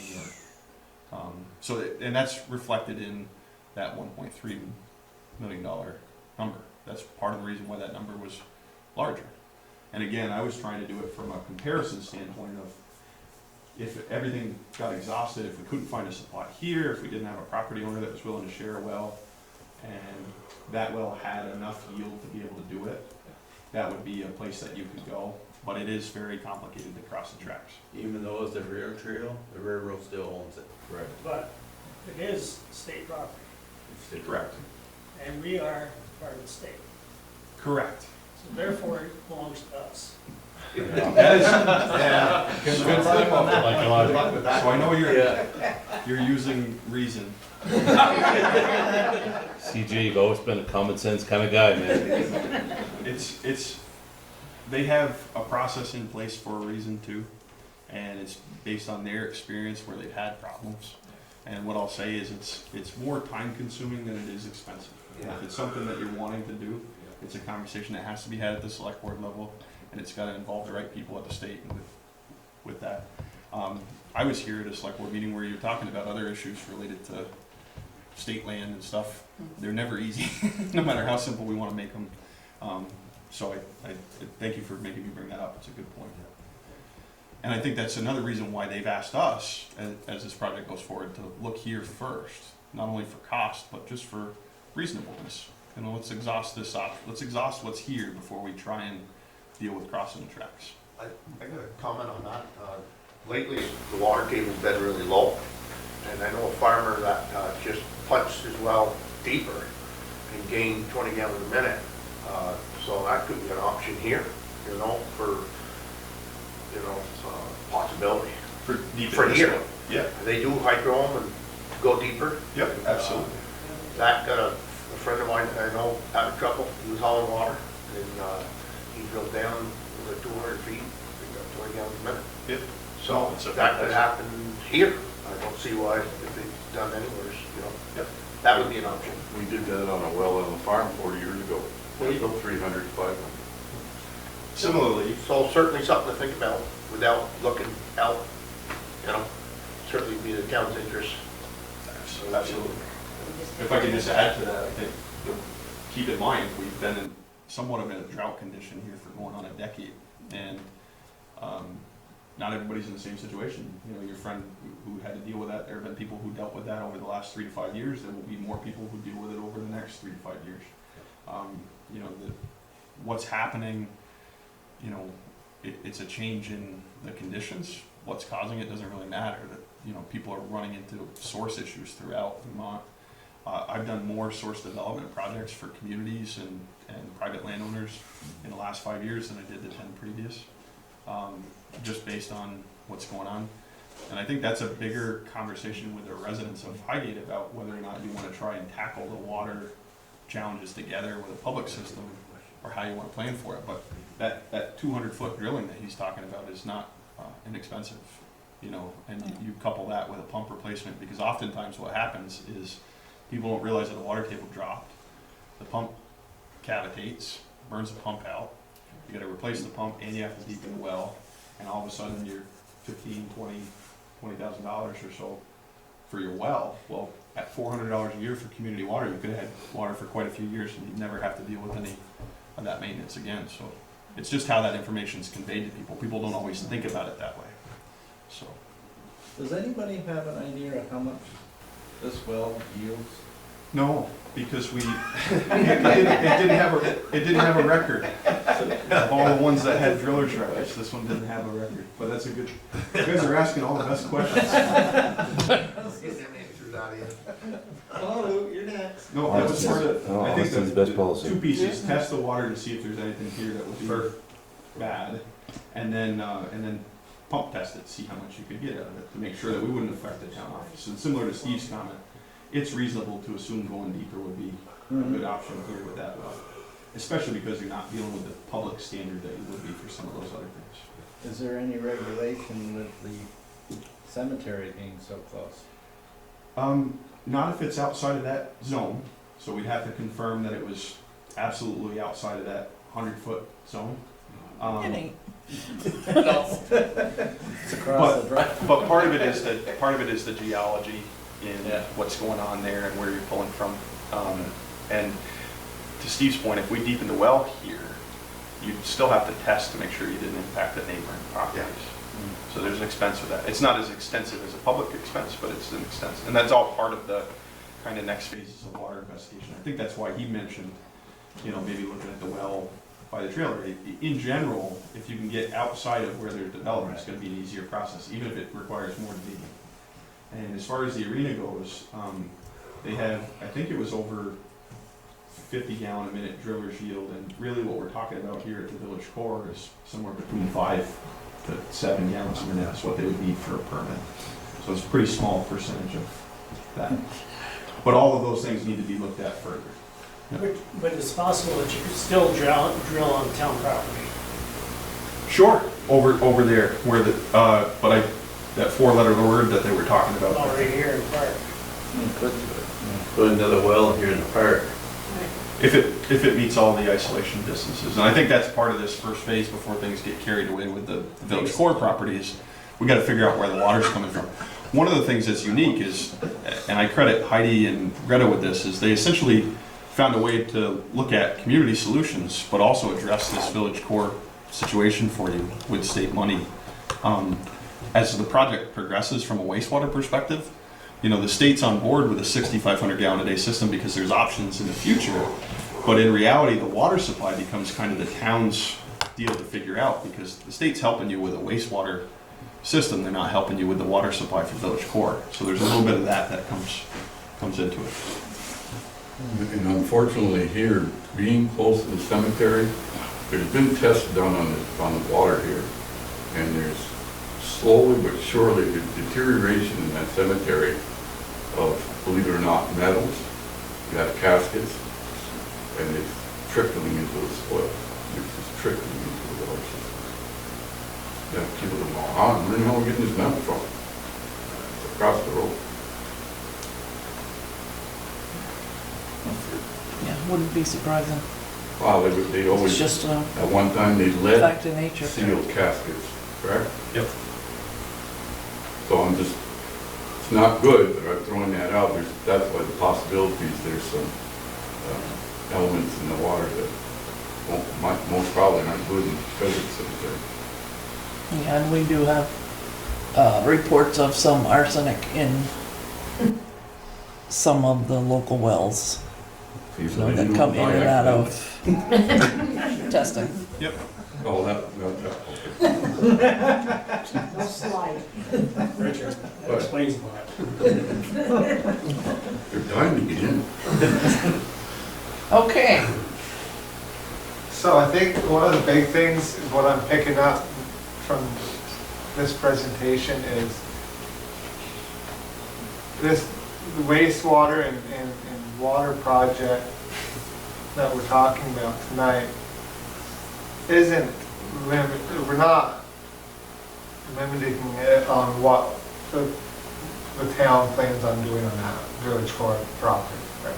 I think it needs to be looked at as a town person. I looked at it, oh, the library or whatever reason that people walk, and I think that there's two different things. I think to do, and listening to Richard, to do anything on that property, we need to figure out these first.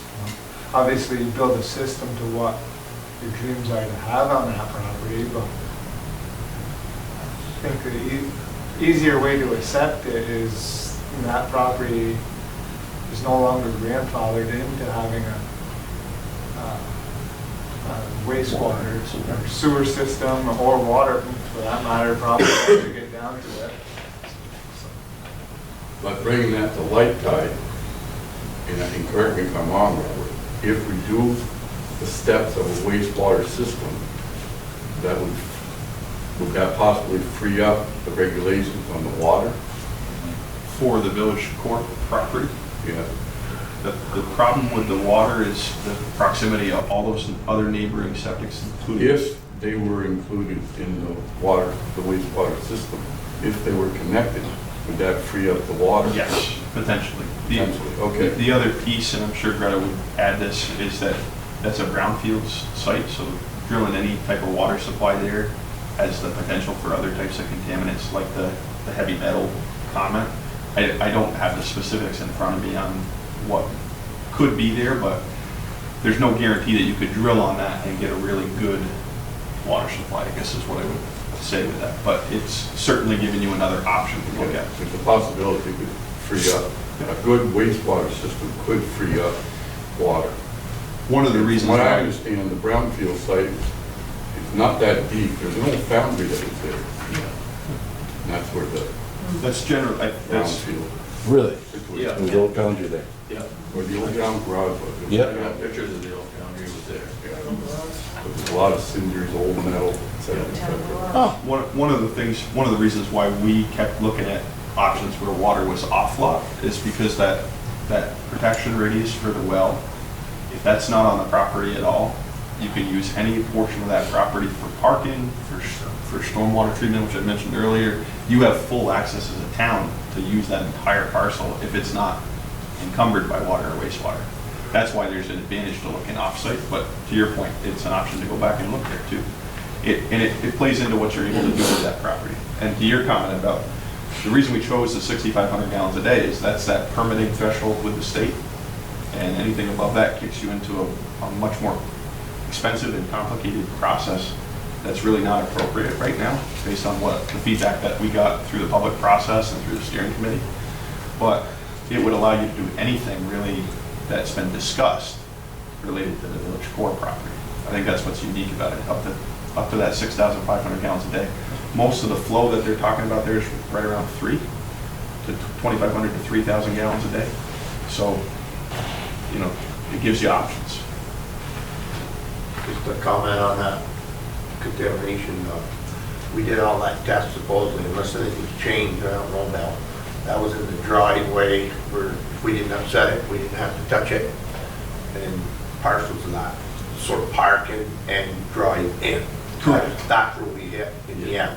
And that's where it would be. We wouldn't be putting anything where that is.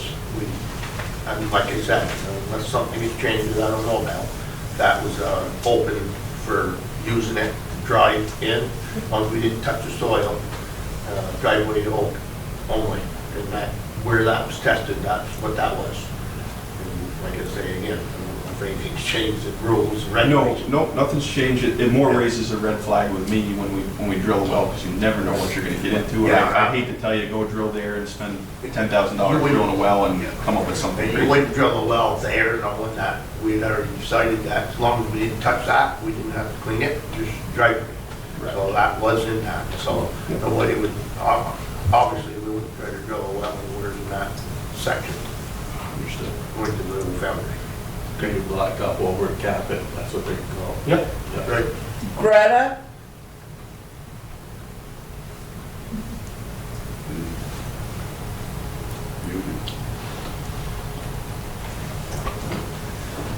Greta, are you able to join into the conversation? I'm muted and can't unmute myself.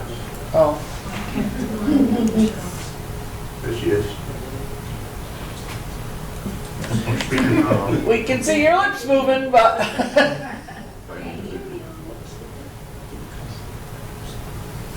She on mute? Yeah.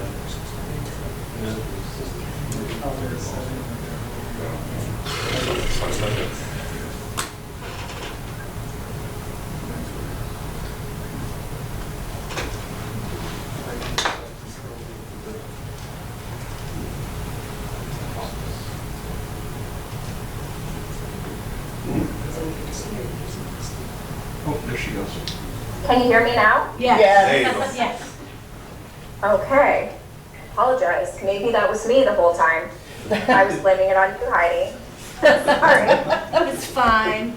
It's fine. I'm using different headphones, so I guess I wasn't super clear on what was causing the mute issue. So, yeah, hi. What's the question? So do you want to join into our conversation here about the wastewater and water supply and touch on the Browns field for us as well? Yeah, so I can't speak to exactly how the brownfields issue is going to impact the wastewater and water supply. That's a discussion that hasn't, or an investigation that hasn't happened yet, but the groundwater is an issue there. So, you know, in terms of like, we don't know of any groundwater contamination at this property. So from that perspective, I can clear that up.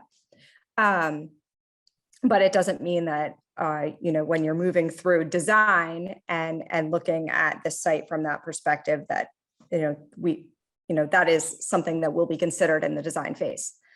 And,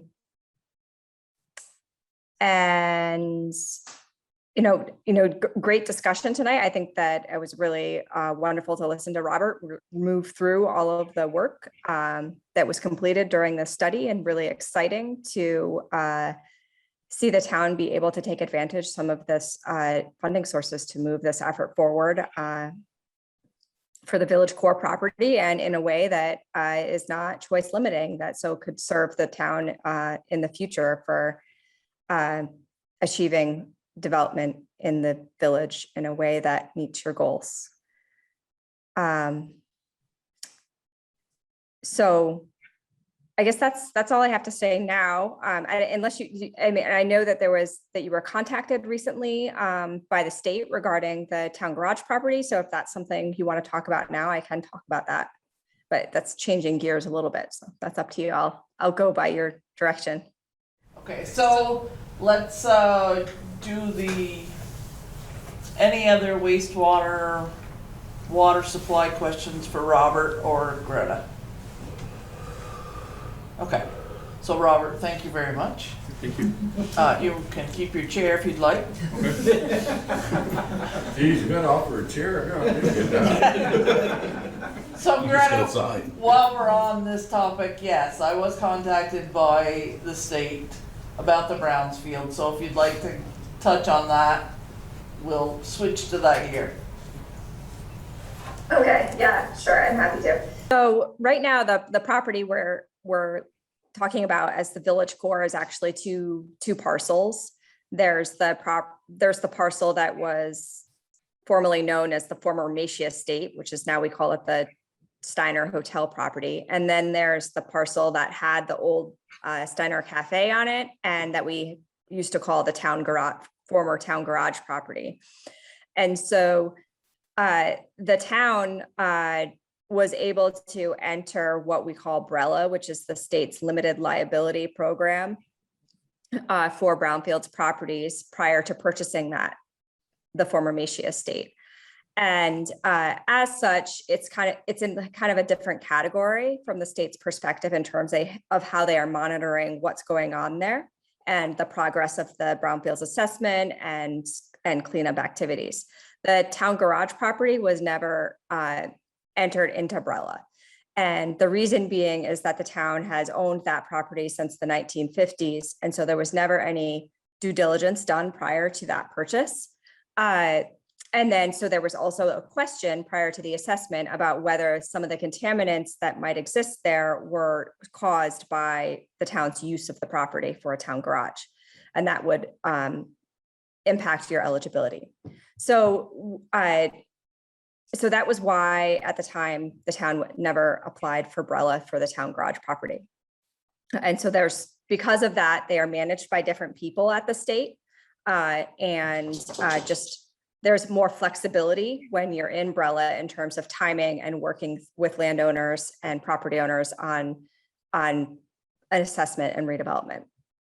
So the status of the brownfields assessment is that we have done a phase 2 assessment on both of those properties. And there is some soil contamination. What we're thinking is likely to be a hotspot of metals and lead on the town garage property, sort of in the middle of the property if you're going from back to front. And then there's also on the Macy Estate property, an area of soils in the front yard that have polyaromatic hydrocarbons. And so these are the two areas that are right now exceeding standards.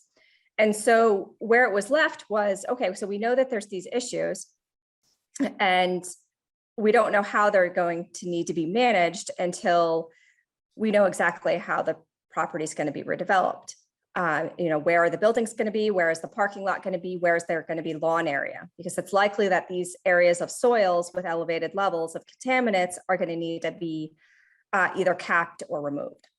So right now, the level of investigation sort of estimates the area where the contaminated soils are located based on where the location of the different soil borings were.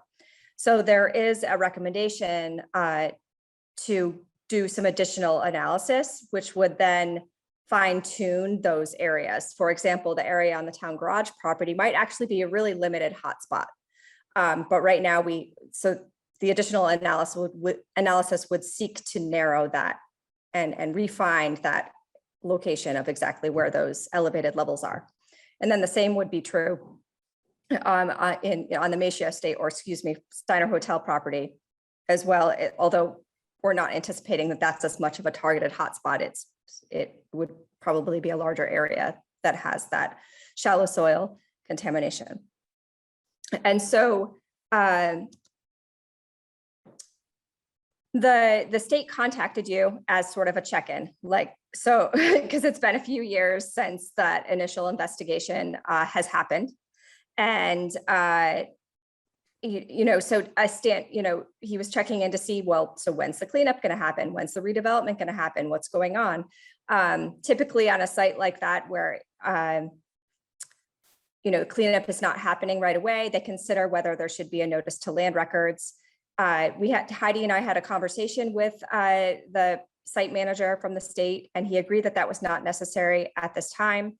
But we did let him know that there is, that the town might consider pursuing that additional assessment sooner because if funding is available, because that would allow you to have that knowledge, understanding that redevelopment is likely not to happen for several more years here. That knowledge might be helpful just as this property is remaining unused to understand exactly the limits of that, those contaminated soils. Does that answer your question? Yes. Do we think that the contamination came from the old town garage, or are we thinking that it was previous to that and was the old foundry? We are not thinking it has come for the town garage. There may need to, when we take this, because this will also impact your eligibility for cleanup funds, we may have to do a little bit of more analysis to really confirm that. But I think the estimated cause is some scrap metal stockpiling. Okay. So that's, which I believe was actually on the adjacent property. So it is not, from what I can tell, it is promising that the contaminants there would not be an obvious, obviously coming from the use of the town garage. So that is, as a next step, I offered in the conversation with Heidi to investigate on behalf of the town whether Brella would be something that you are eligible for the town garage. And so I will, if that's something that you would like to have happen, I had an initial conversation with Heidi about investigating that and trying to pursue that as an option for you, because then you both properties for this site can be in that limited liability program and managed by one person with that extra flexibility. And when you know there is protection, you know, when you do move through the cleanup there, you get a certificate of completion, and it's just a secure closure for the site. Whereas if there's anything found in the future, you will not be responsible for it. So that is something that I will do for you as a next step. And then I have also asked the environmental consultant that did the phase 2 estimate to give me an estimate of what that additional cost is. And I can add it to the list. So one of the reasons why we didn't move forward with that additional investigation earlier is because we were just under we were of the opinion that it makes sense to move forward with cleanup when your redevelopment plan is complete. And so there was a lot of movement. You were doing the master planning at that time. And then you moved into wastewater planning. And so it was kind of like a wait and see, because I also have a lot of competition for the funding, the assessment funding that I have. And so it just didn't sort of rise to that level of priority that, okay, this needs to happen now and is the best use of the regional brownfield funding. But now it's been a few years. And so, I think that it's worth reconsidering whether that knowledge would be useful to the town, as the site is continuing to sit unused. And so I am getting an influx of funding. It's limited. And there is going to be some competition there, but I will add this site. I will get a cost estimate from the engineer and add it to the list, and we can, I can see if we can allocate funding sooner than later to move that additional investigation forward. There would be an option also to see if the state would be able to provide some funding. They also have an assessment funding program. So if moving forward sooner than later with that additional investigation is something that you definitely want to pursue, I can help you try to find funding if it's not from my program, from the state. Can we ask what the actual contaminants were that were found in those two locations? I understand lead is one of them, but are there others, and are there organic or inorganic? Lead and some other metals. I would have to pull up the exact report to be able to give you the name of the exact metals. And then polyaromatic hydrocarbons, PAH, is on the front yard area of the Steiner Hotel property. And so that type of contaminant is something that from historical combustion uses or fires in village areas, it's something that sort of settles from the atmosphere in the soil and is common in most urban and village center type areas of Vermont. So I would ask the select board, what are your thoughts about that? Whether we ask to include that piece of property, since there are two actual plots there, under the umbrella program to limit our liability, and allow that investigation to go a little further. I think we should. Absolutely. No brainer. Okay, so can I have a motion, please? I'll make that motion. Do I have a second? I'll second. All those in favor say aye. Aye. Aye. So Greta, yes, we would very much like you to ask if we can put that second parcel into Brella. It seems I will do. to our benefit. And yes, I would go ahead and get some cost estimates. We would be certainly interested in making sure that as we go forward, we're armed with as much information as we can get. Great, so we'll do. I'll keep you posted on those two items as I work through them. Thank you very much, as always, for your help. Welcome. Is there any other questions about that property for Greta? Okay. All right. So, having said that, Thank you. yes, Thank thank you, you very Greta. much. Any other, you're good? No other questions? I think we're good. Excellent. Thanks very much. Thank you all for having us, and thanks to the village core committee again. It's been a good project. So. Good. Thank you. Thanks for the assistance. Thank you very much. Thank you. Safe drive home. Okay, so we'll move right on to Shelley.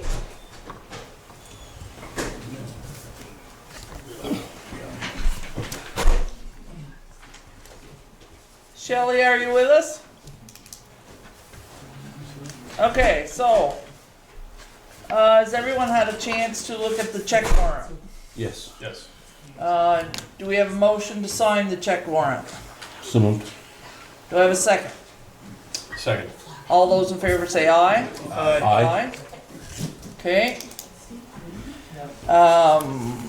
Shelley has left a,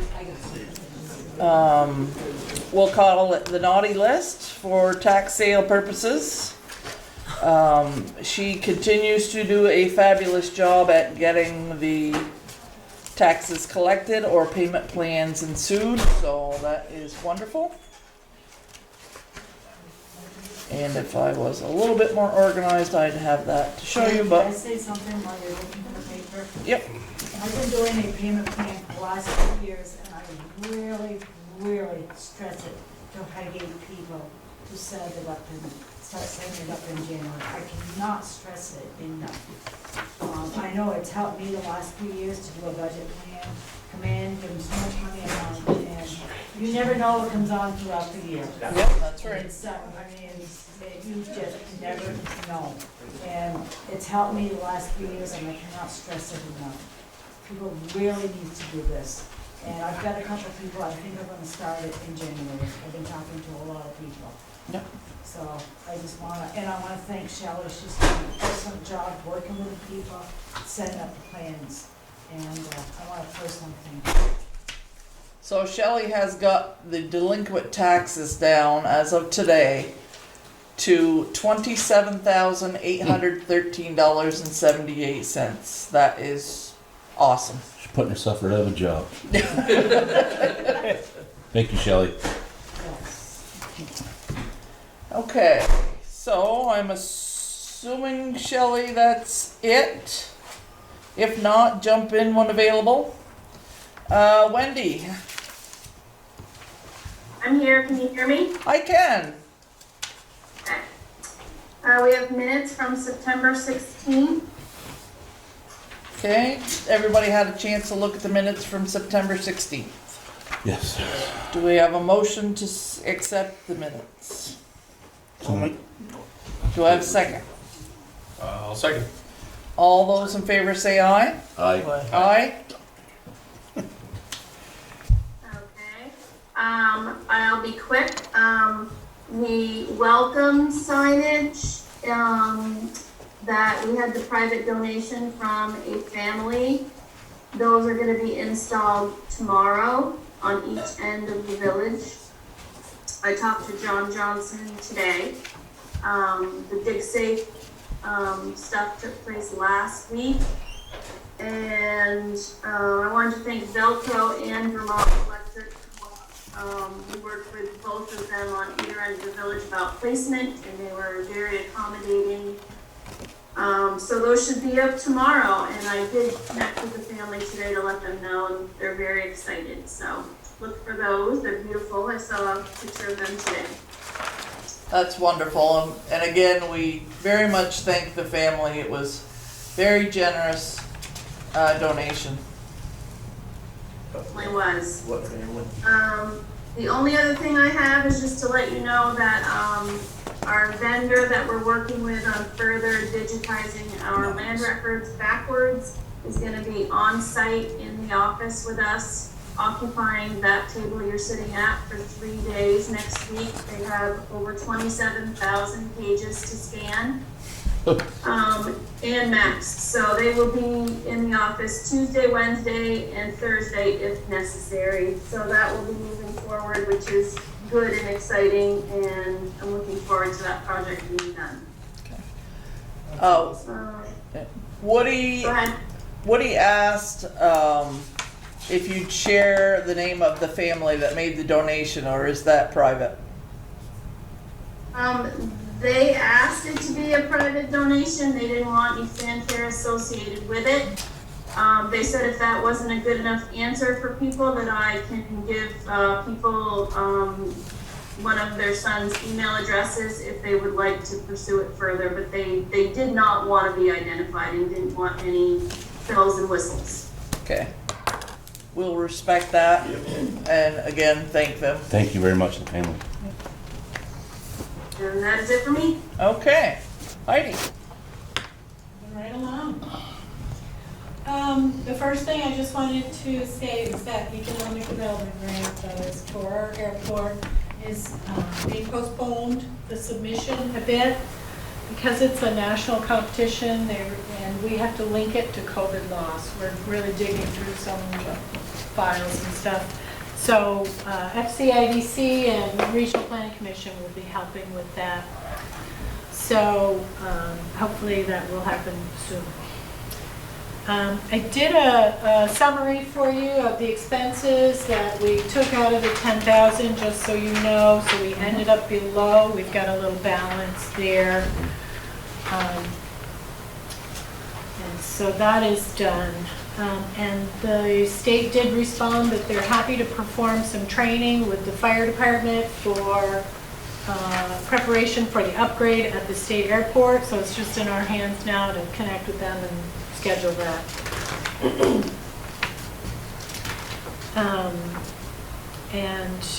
The tax increment financing that will, the Planning Commission and some representatives from the DRB is working on. We will be having a phone call on that on October 14th, and that's to really dig into the issue of Highgate looking at a project-based TIF district for the airport.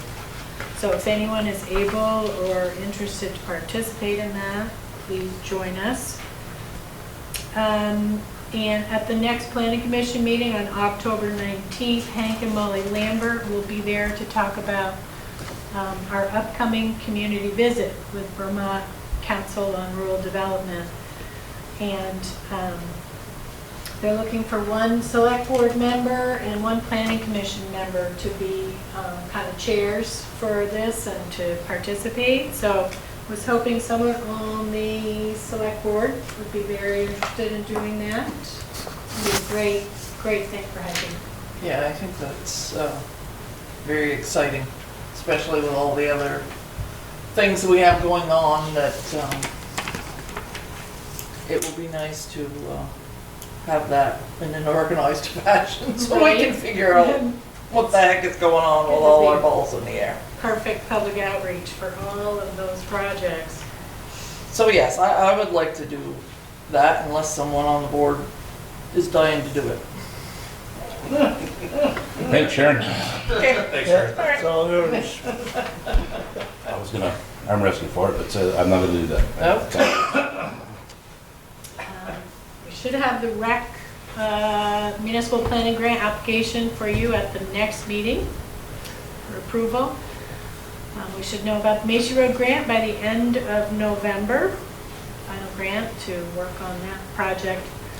Still struggling to find money for the transfer station match. Keep you posted. And you have an updated grant spreadsheet in there. And I think that's all I need to share with you. Okay. So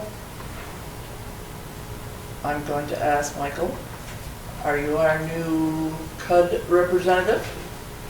Well, that's a question that I'm not sure of myself. Okay.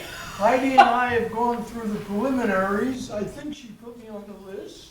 I have not received anything from CUD. Or had an opportunity to talk to previous members or current members. Okay. But I'm waiting to however it can be done, it's fine with me. And, So Michael has agreed to go on to the Communication Union District as one of Highgate's representatives. Thank you very much. I know that's a mouthful, but Michael is intensely curious and seemed like a great fit and is very much interested in getting Highgate up into the 21st century with its technology availability. So I think that's a great Absolutely. fit.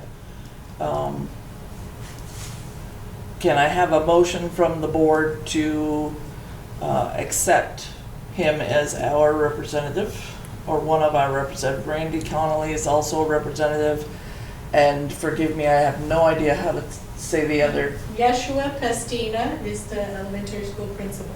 Okay, so that would give us 3 representatives, because I know our other 2 representatives sometimes don't always have the available time, and Michael has graciously volunteered to do that. I'll make that motion. Okay, I'll second it. all those in favor say aye. Aye. Thank you very Very much. much. Yes, Thank you. Be happy to. we appreciate it. We'll make sure that we pass along any information, and hopefully you'll be getting the information soon. Okay, sounds fine. Yeah. Look forward to doing it. Good, good. We have had 3 requests for slow signs. Mill Hill Road, Virginia Holloman has requested a slow sign near her home. The traffic up and down the road for nefarious purposes is gonna get somebody hurt. There's people walking their animals down there, there are children that walk down there, and the cars are flying up and down that hill to go make assorted deals. So she has requested at least a slow sign. I also thought maybe we could hit up the St. Albans department to do a little drive-by accompaniment, see if we can get some of that traffic out of there. That was my comment I was gonna make.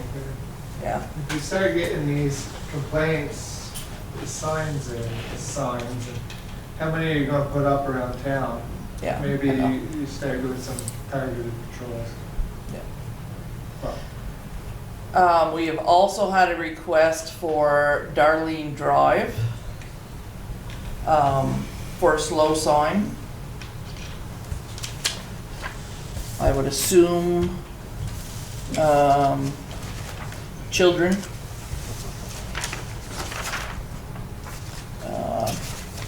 And that's a dead end, so that makes a cul-de-sac right there at the end, right by Sousa's. So, another one that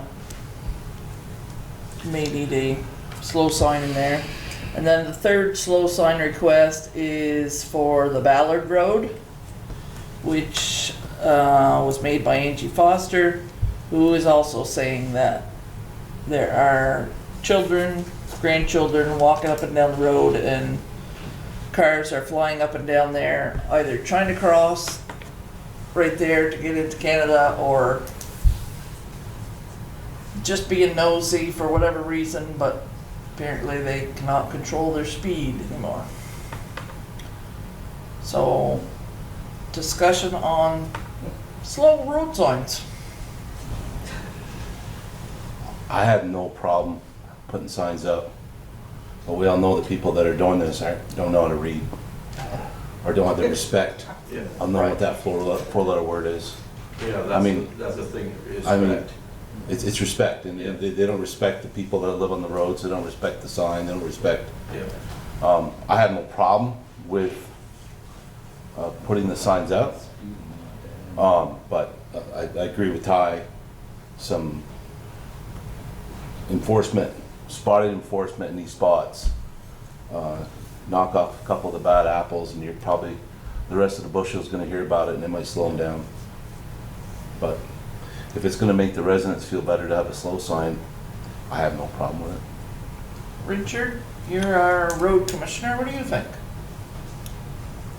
I think it's, I don't have no problem putting road signs, but, you know, I kinda, when is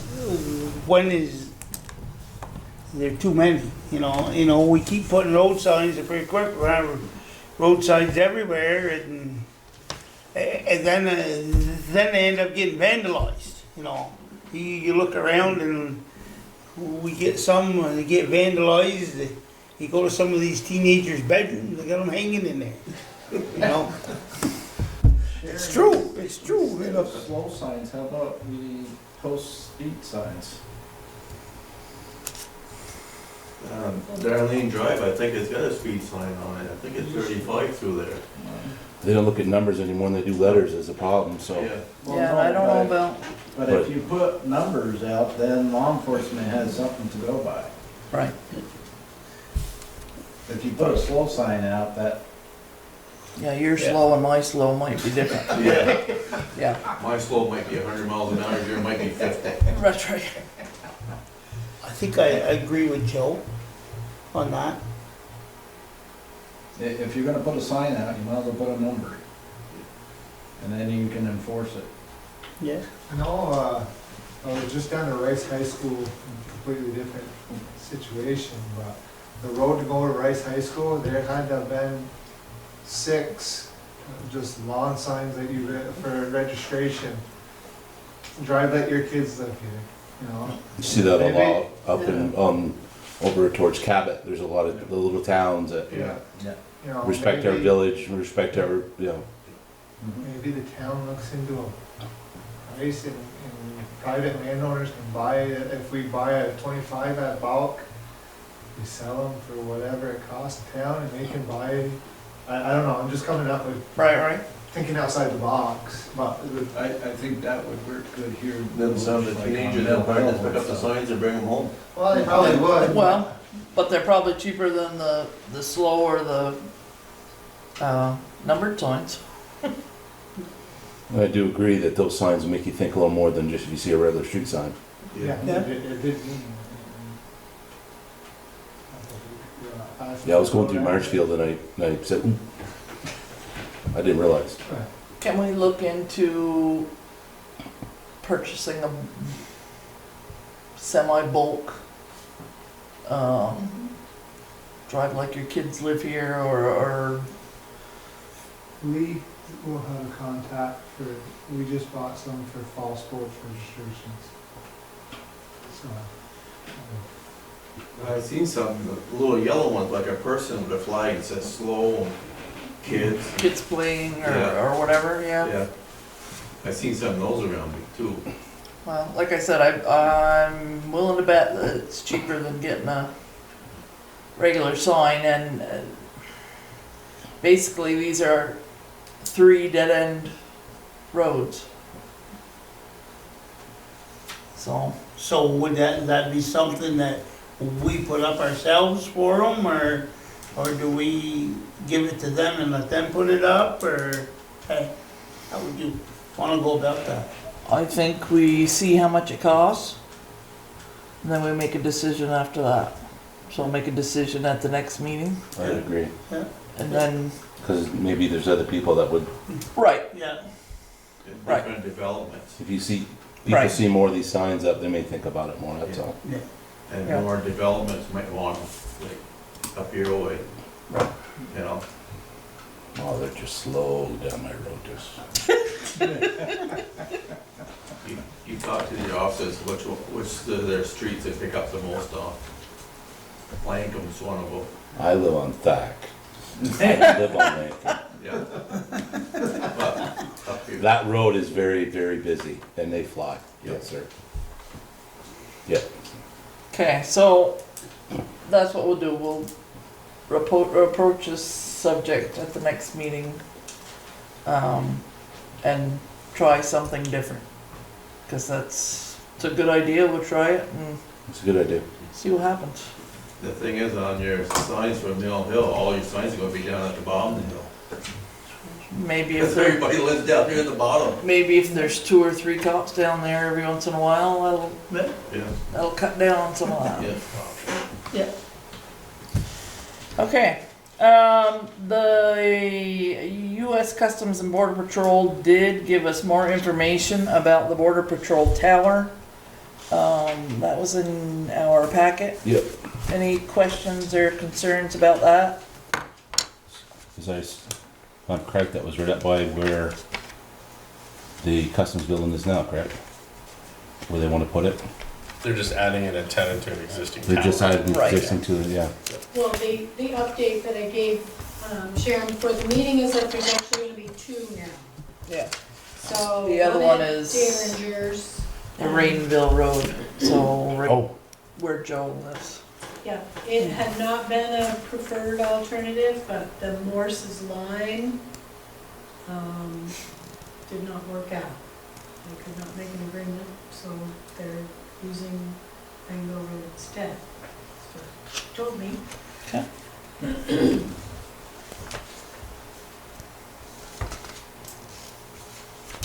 I'm okay with that, and I'm assuming they have to enter into an arrangement with the landowner, so I would think so.